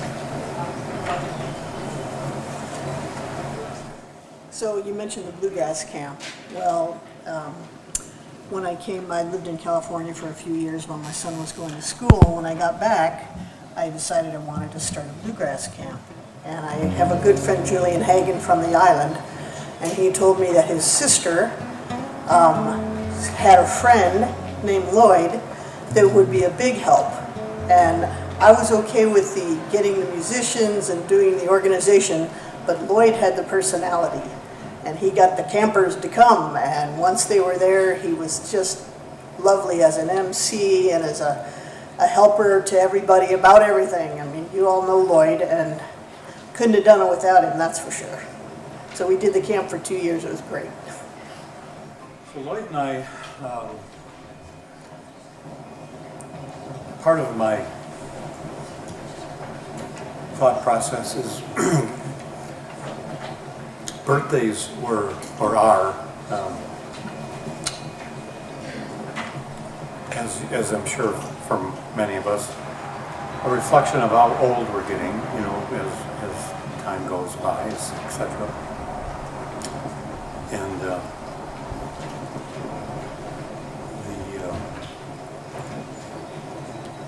point of my comment is, I don't necessarily think of myself on birthdays getting older, but when my children have birthdays, it's a point of reflection in a timeline of my life and their life, of course, too. Lloyd and I go back to where Lisa and her brother were maybe 3 or 4 or 6 or 7, whatever it might be. We were neighbors. And Lloyd and my father, who's been gone 37 years, were quite good friends. They would ride tractors together. They were, Johnny's Cottage was a little restaurant where the pizza, Wild Tomato, is located now. And one of Lloyd's stories to me, that he would get together with my father quite often for coffee at Johnny's. And once a year or thereabouts, they would get in trouble. They would ride their tractors with trailers down to Johnny's Cottage and take up all the parking spots. And that was kind of a fun memory for Lloyd to share with me. So Lloyd and I go back that far. One of the songs that I told Lloyd this, when he wrote many songs, as I mentioned earlier, Take Me Back is one that we're going to do for you. And it's one of those songs that, as we probably all share a memory of a song, we could be driving down the road and all of a sudden a song comes into your head and you're humming the words or you're humming the melody. Could be anything, right? And whatever fit the time. This song comes into my mind often, and it's a sign of a good song. When other people remember your song and actually sing it or play it. And I told Lloyd, you know, you've got a good one here. And it's the title of the CD that we helped Lloyd produce. That was quite a time. Went down to Hans Christian's music recording studio in Sturgeon Bay and made a CD with Lloyd and other musicians, Lynn and I, of course. And there's a third part missing.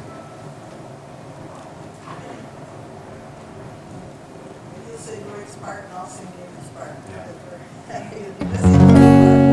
Normally we're... Everybody has the words, right? Oh, yeah.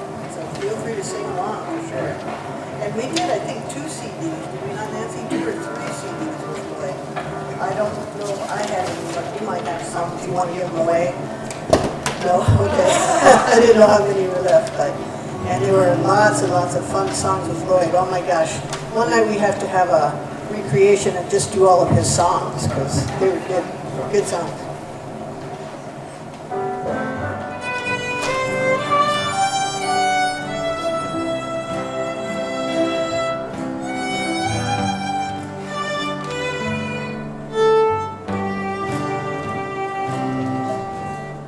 Take me back to the fiddle, sang the song.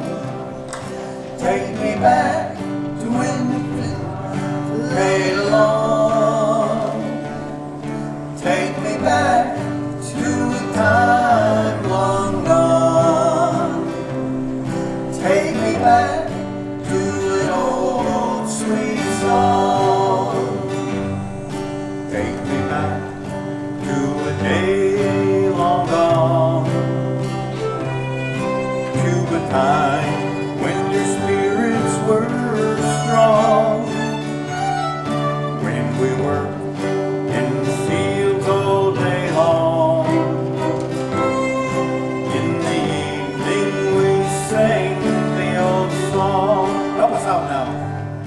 Take me back to when the fiddle sang a song. Take me back to when the guitar played along. Take me back to a time long gone. Take me back to an old sweet song.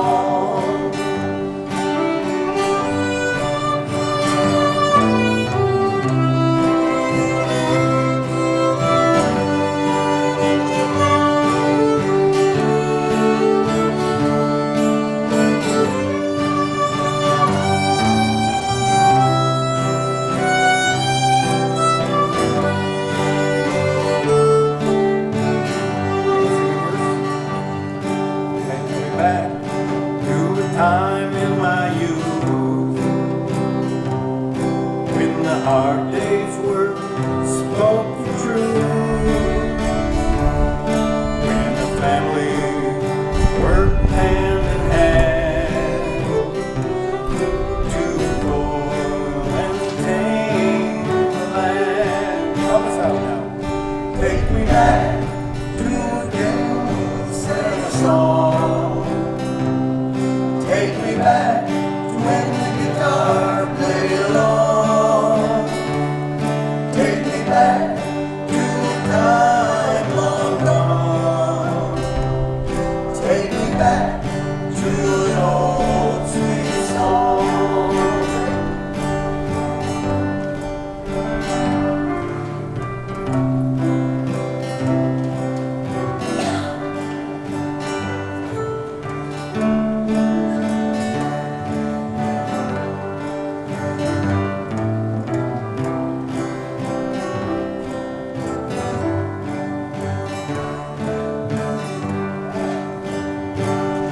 Take me back when the family stayed true, and together we saw all things through. In a time where we knew no fears, let me remember the joys and the tears. Take me back to when the fiddle sang a song. Take me back to when the guitar played along. Take me back to the time long gone. Take me back to an old sweet song. On the break.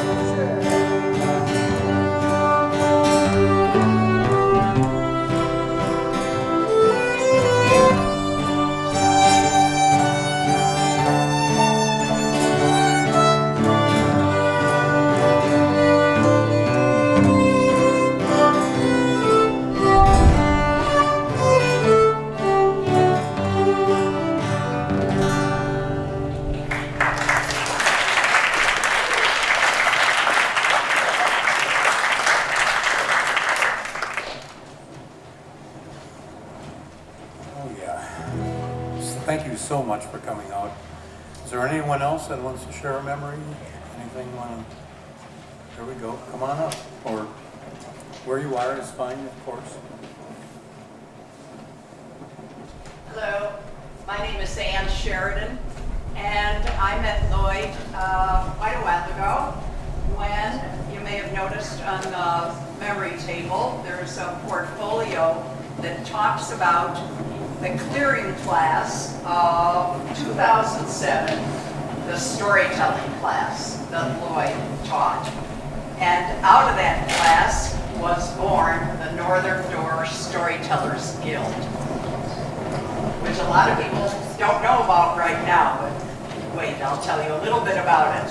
Another gift from Lloyd. So that was born, the Northern Door Storytellers Guild, and as I explained during one of our first performances at the Sister Babe Pavilion in 2008, Storyman Lloyd is the father of us all. Aren't we glad that he finally got married on August 9th? Actually, several of us took a clearing class from Lloyd, and that got the Northern Door Storytellers Guild started. Lloyd has told stories, of course, all over the United States and has original and traditional stories in his pack. So let's hear what stories he has for us today. And then we will be off and running, telling stories. Stories that warm the heart and chill the bones, because that was our theme. This very loose group of neophyte storytellers followed Lloyd's lead for years, performing at libraries, parks, festivals, Scandia Village, and for Elder Hostel, and at Helms in Sister Bay. Lloyd always told us that the stories came from the land and the people, and that we were to tell stories or poems that educated, enlightened, and entertained. And he led us through all those paths, all the years we were doing that. We didn't charge, but if we were given an honorarium, we would put it in our cigar box bank that I kept underneath my bed.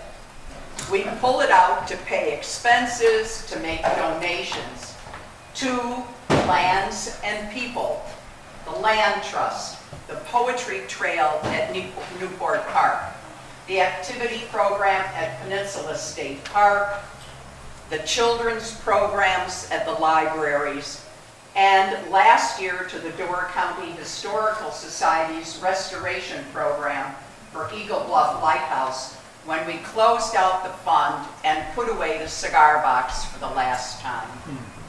One of our members, Barb Shaw, worked at Eagle Bluff Lighthouse, and she suggested that we volunteer to appear as historical characters at the lighthouse to help celebrate the Peninsula State Park's commemorative celebration that year. So was born the Storytellers at the Lighthouse in 2010. We dressed up as the Ducon family members or as visitors from the little Blossomburg village, and we told stories of living in the lighthouse in the late 1800s. We had characters upstairs portraying the daughters and sisters-in-laws that came to visit of the 7 sons who were born and raised in the lighthouse. And Lloyd was the musician in the music parlor. And Nancy Rafal, who's here today, was the poet in the parlor who would give lighthouse poetry to the people visiting. And we would do that lighthouse weekends and 2 weekends in the evening during the twilight tours. And these programs continue 14 years later. We are still doing these programs. And John and Christy, whom you heard from earlier, are now our musicians in the lighthouse. So that's another gift that Lloyd gave to us. Besides our motto, we also used to tell a little poem to encourage everyone in Lloyd's spirit to be storytellers. We all can tell a story, funny, sad, or true, one that takes us far away, or one that's just about you. So join us in our telling with sights and sounds and smelling. They'll warm your heart and chill your bones. You'll listen here, then you'll take them home. So thank you, Lloyd, for giving hundreds of people hundreds of stories to take home. Another gift from Lloyd. Thank you.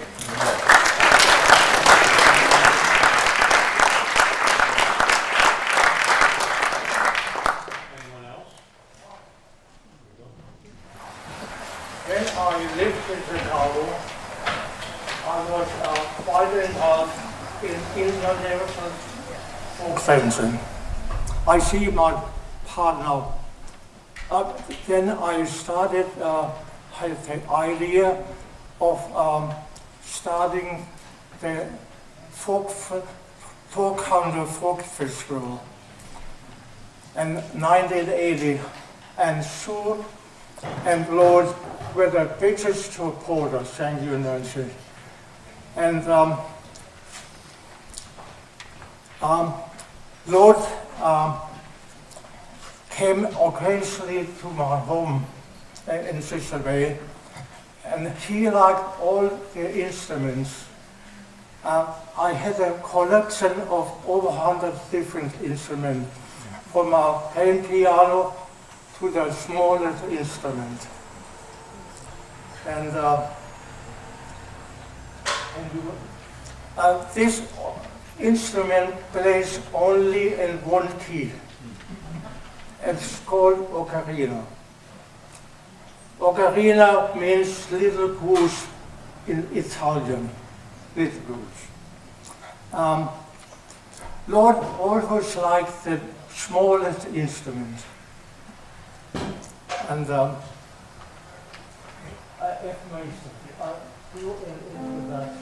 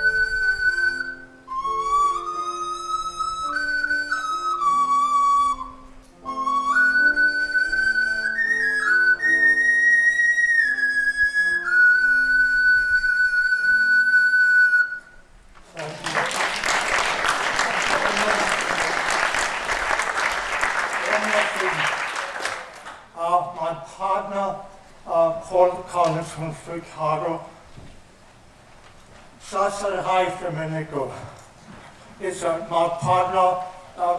In the 1980s, I started, founded the International Folk Festival, Folk Country Folk Festival, 45 years ago. My friend Paul Collins from Chicago was my partner, and who just arrived a minute ago. And Paul Collins came talk about the folk festival. Thanks, Gerhard. I had the pleasure of meeting Lloyd back in 1980 through Gerhard when Gerhard started the festival. And he hired me to come and help him do this folk dance festival, not a sit-down festival, a more participatory festival. And we had expectations that a lot of people in the county would come and join us. And after 2 years of doing this and losing a lot of money, we realized that a lot of people up here in the county were busy working during the summer, and so they weren't going to participate, except maybe some of the parties. Now, Lloyd and Sue were very, very supportive, and Lloyd came to many of the activities and even played and sang some at some of the concerts we did. But one of the fun things that I remember was that after the second year, we went over to Lloyd and Sue's house. It sort of started a tradition after the first year. We went over to Lloyd and Sue's house after the second year, and we're trying to figure out what the heck went wrong. And Lloyd asked me, well, what do you think went wrong, Paul? He said, we weren't drawing people. Well, I'm going to skip his answer, because I didn't give an answer, he gave one. But I'm going to skip that until the end of the story. But what happened was, the following year, January, Gerhard and I met up at Al Johnson's, and I said, I tell you what, now what are you going to do about the festival? And he says, we're going to discontinue it because we're not making any money and we're losing a lot. So I said, well, Gerhard, how about this? I'll be your partner, and we'll do 50-50, and we'll change the festival's program. What we'll do is we'll bring people into Door County people who like to do this kind of folk dancing, ethnic folk dancing that we do. And so as a result of that, he agreed, and we decided to run another year, and it was a big success because we brought people into the county. At one point, back in the, I would guess back in the middle 2000s, we had about 300 or 400 people at our festival. Most of you probably never heard of the Door County Folk Festival, but some of you heard of it, but I don't know if you ever attended. But we saw at one point we started in Sister Bay and Liberty Grove town halls, and then Sister Bay burned down that second year. So 1981 we did it in Gibraltar High School, and then the following year Sister Bay was rebuilt. So we started off back at Sister Bay, and over the years we expanded. We did opened up a hall in Ephraim. And at one point we had 3 halls going, Bailey's Harbor, Ephraim, and Sister Bay. And finally in the last couple of years several years later, in the late 2000s, we consolidated everything in Bailey's Harbor Town Hall. And then during COVID, we met virtually. So we didn't come up here at all. We were scheduled to do here, but we had the agreement with Bailey's, and Bailey's said, well, we're not going to rent to outside groups. And so Ephraim did the same, but we found a home in Egg Harbor at Crest.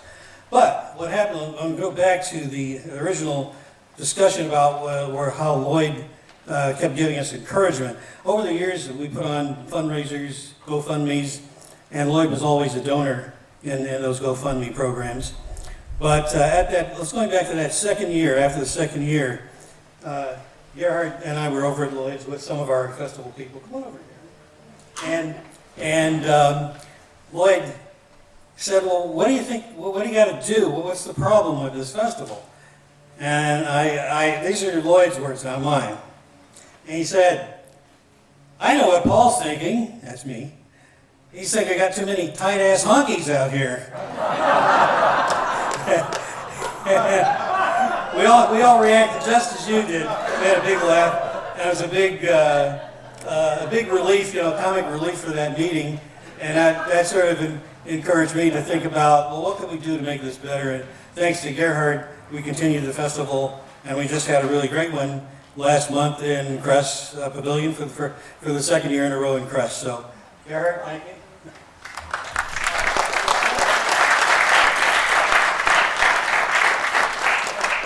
After 45 years, that festival is still alive and well.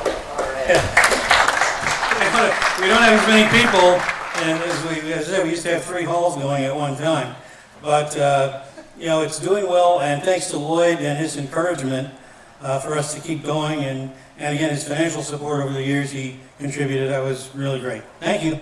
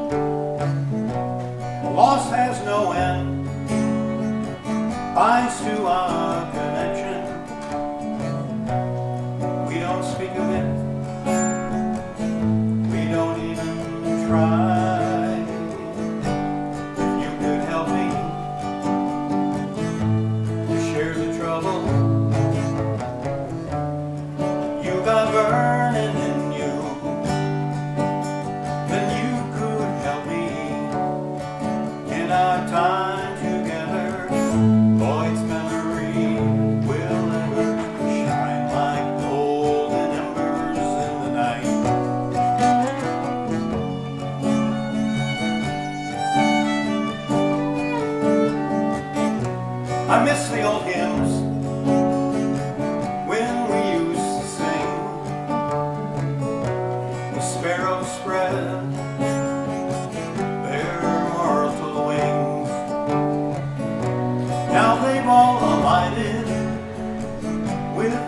silence of strings, like notes on the pages. Lloyd would bring life into all things. If you could help me share the trouble you got burning in you, then you could help me in our time together. His memory will ever shine like golden embers in the night.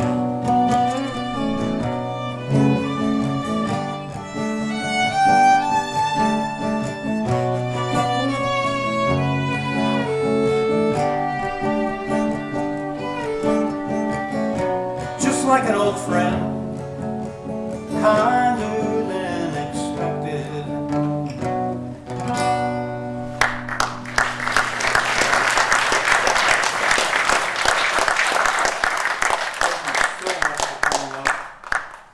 Nancy and family, their hearts are warmed by all of us being here. And thank you to Dan and the family that provided this barn and this afternoon.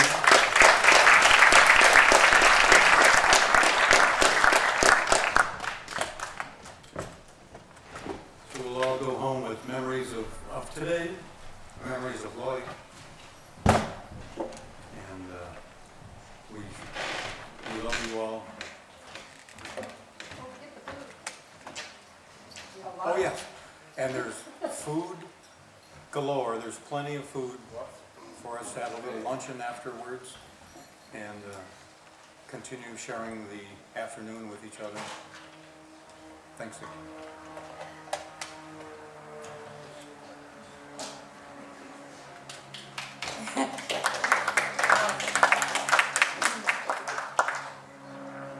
This is a hard one. The song that I'm going to sing was on our, Lloyd helped us record. Hannah said I'm supposed to go closer. Yeah, you know how to work this.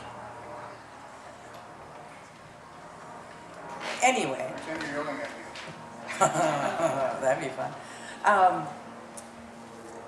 We did this song, and I'm a big Hazel Dickens fan with bluegrass, and I never considered myself, and still don't, a musician or a singer. I'm more of a lyricist, and Lloyd knew that. And it's like if the words of a song touch somebody's heart, then I know I'm supposed to sing it. Well, back to the story about us having to record this. We had to make a cut, and I'm like, cut this one, number 7. You can cut this one.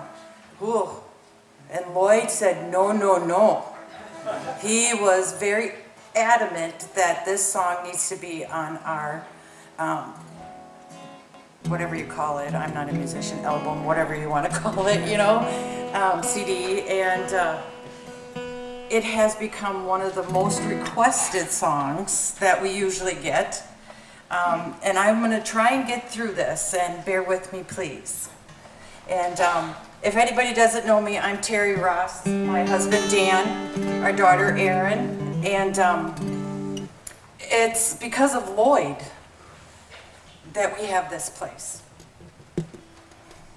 Lloyd was a tremendous mentor, like a dad that Dan didn't have, and he really, really, really pushed for us to do this. So it's our honor to be able to have a wonderful memory of Lloyd here. It keeps going that way, babe.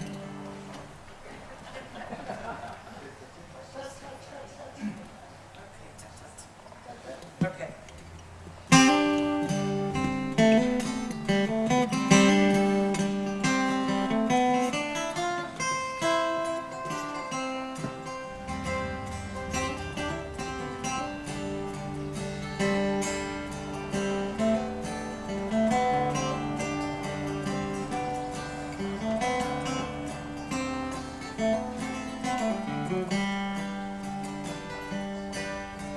A mother called her daughter to her dying bed, laid her hand gently on her daughter's head, grabbed her up tightly in her arms, saying, I will not be with you very long.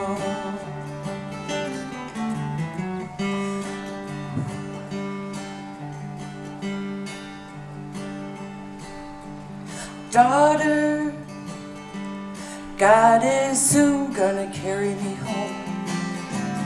You must remember when I'm dead and gone. Oh, I must leave you in this old world alone.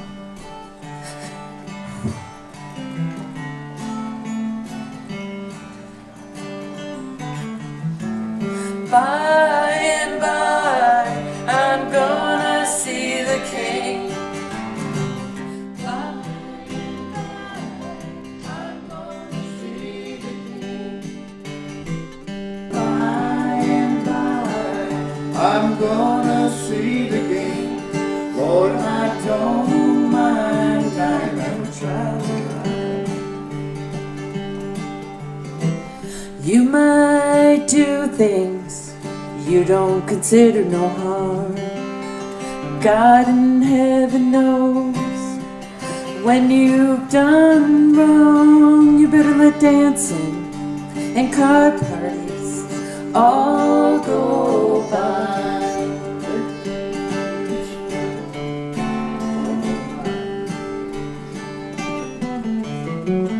By and by, I'm gonna see the King. By and by, I'm gonna see the King. By and by, I'm gonna see the King. Lord, I don't mind dying, I'm a child of God. By and by, I'm gonna see the King. By and by, I'm gonna see the King. By and by, I'm gonna see the King. Lord, I don't mind dying, I'm a child of God. Yeah, I don't mind dying, I'm a child of God. Oh, I don't mind dying, I'm a child of God.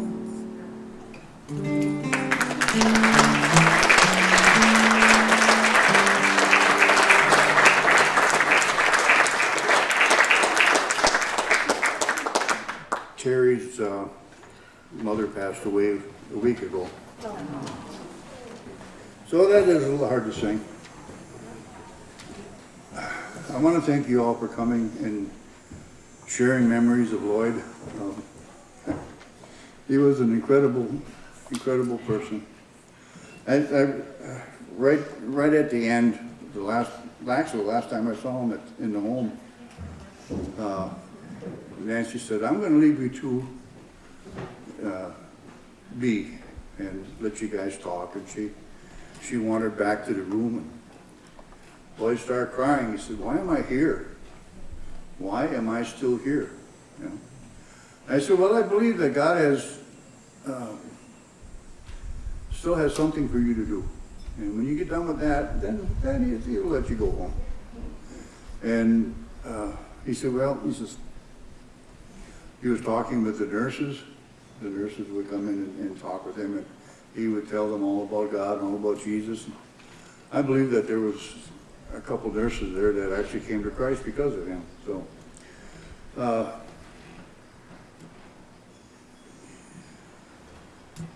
God bless you guys, every one of you.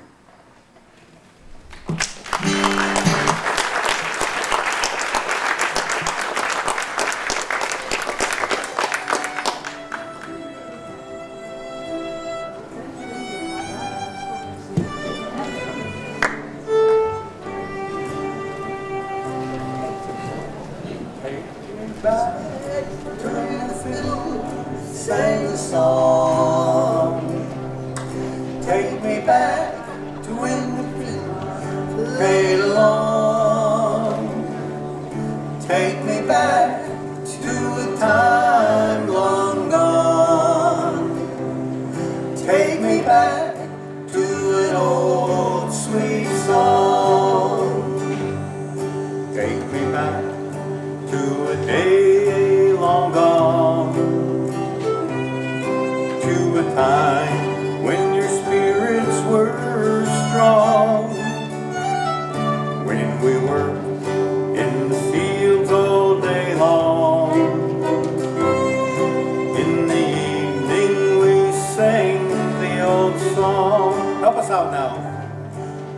me back to when the fiddle sang a song. Take me back to when the guitar played along. Take me back to a time long gone. Take me back to an old sweet song.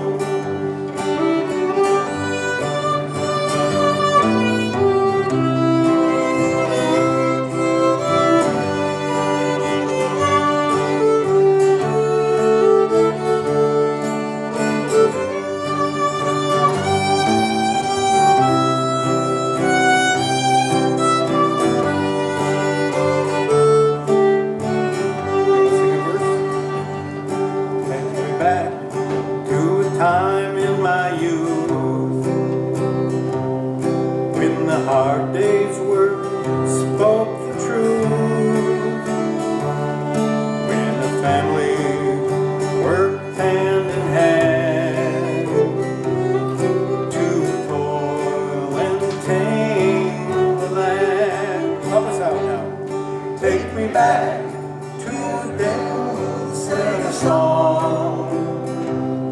Take me back to when the guitar played along. Take me back to a time long gone. Take me back to an old sweet song.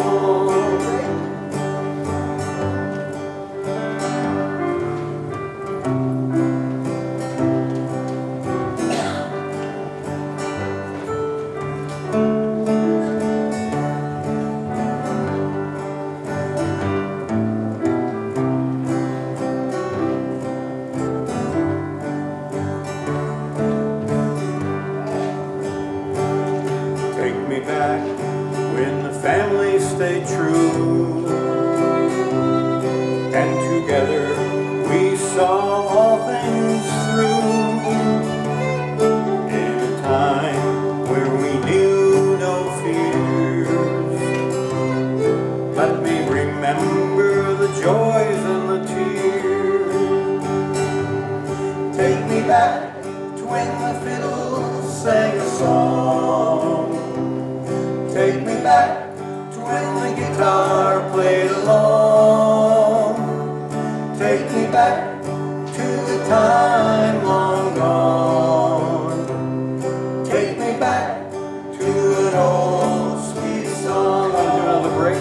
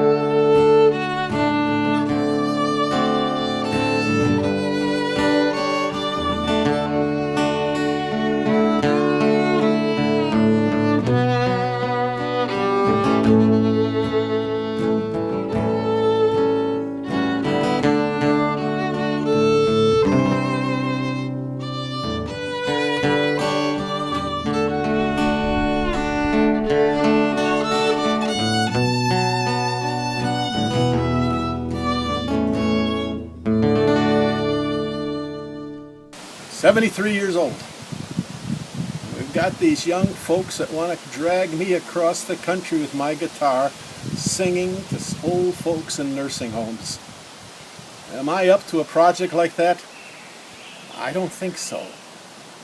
But I'm going to go anyways, because I have seen the results of such a ministry. Thank you.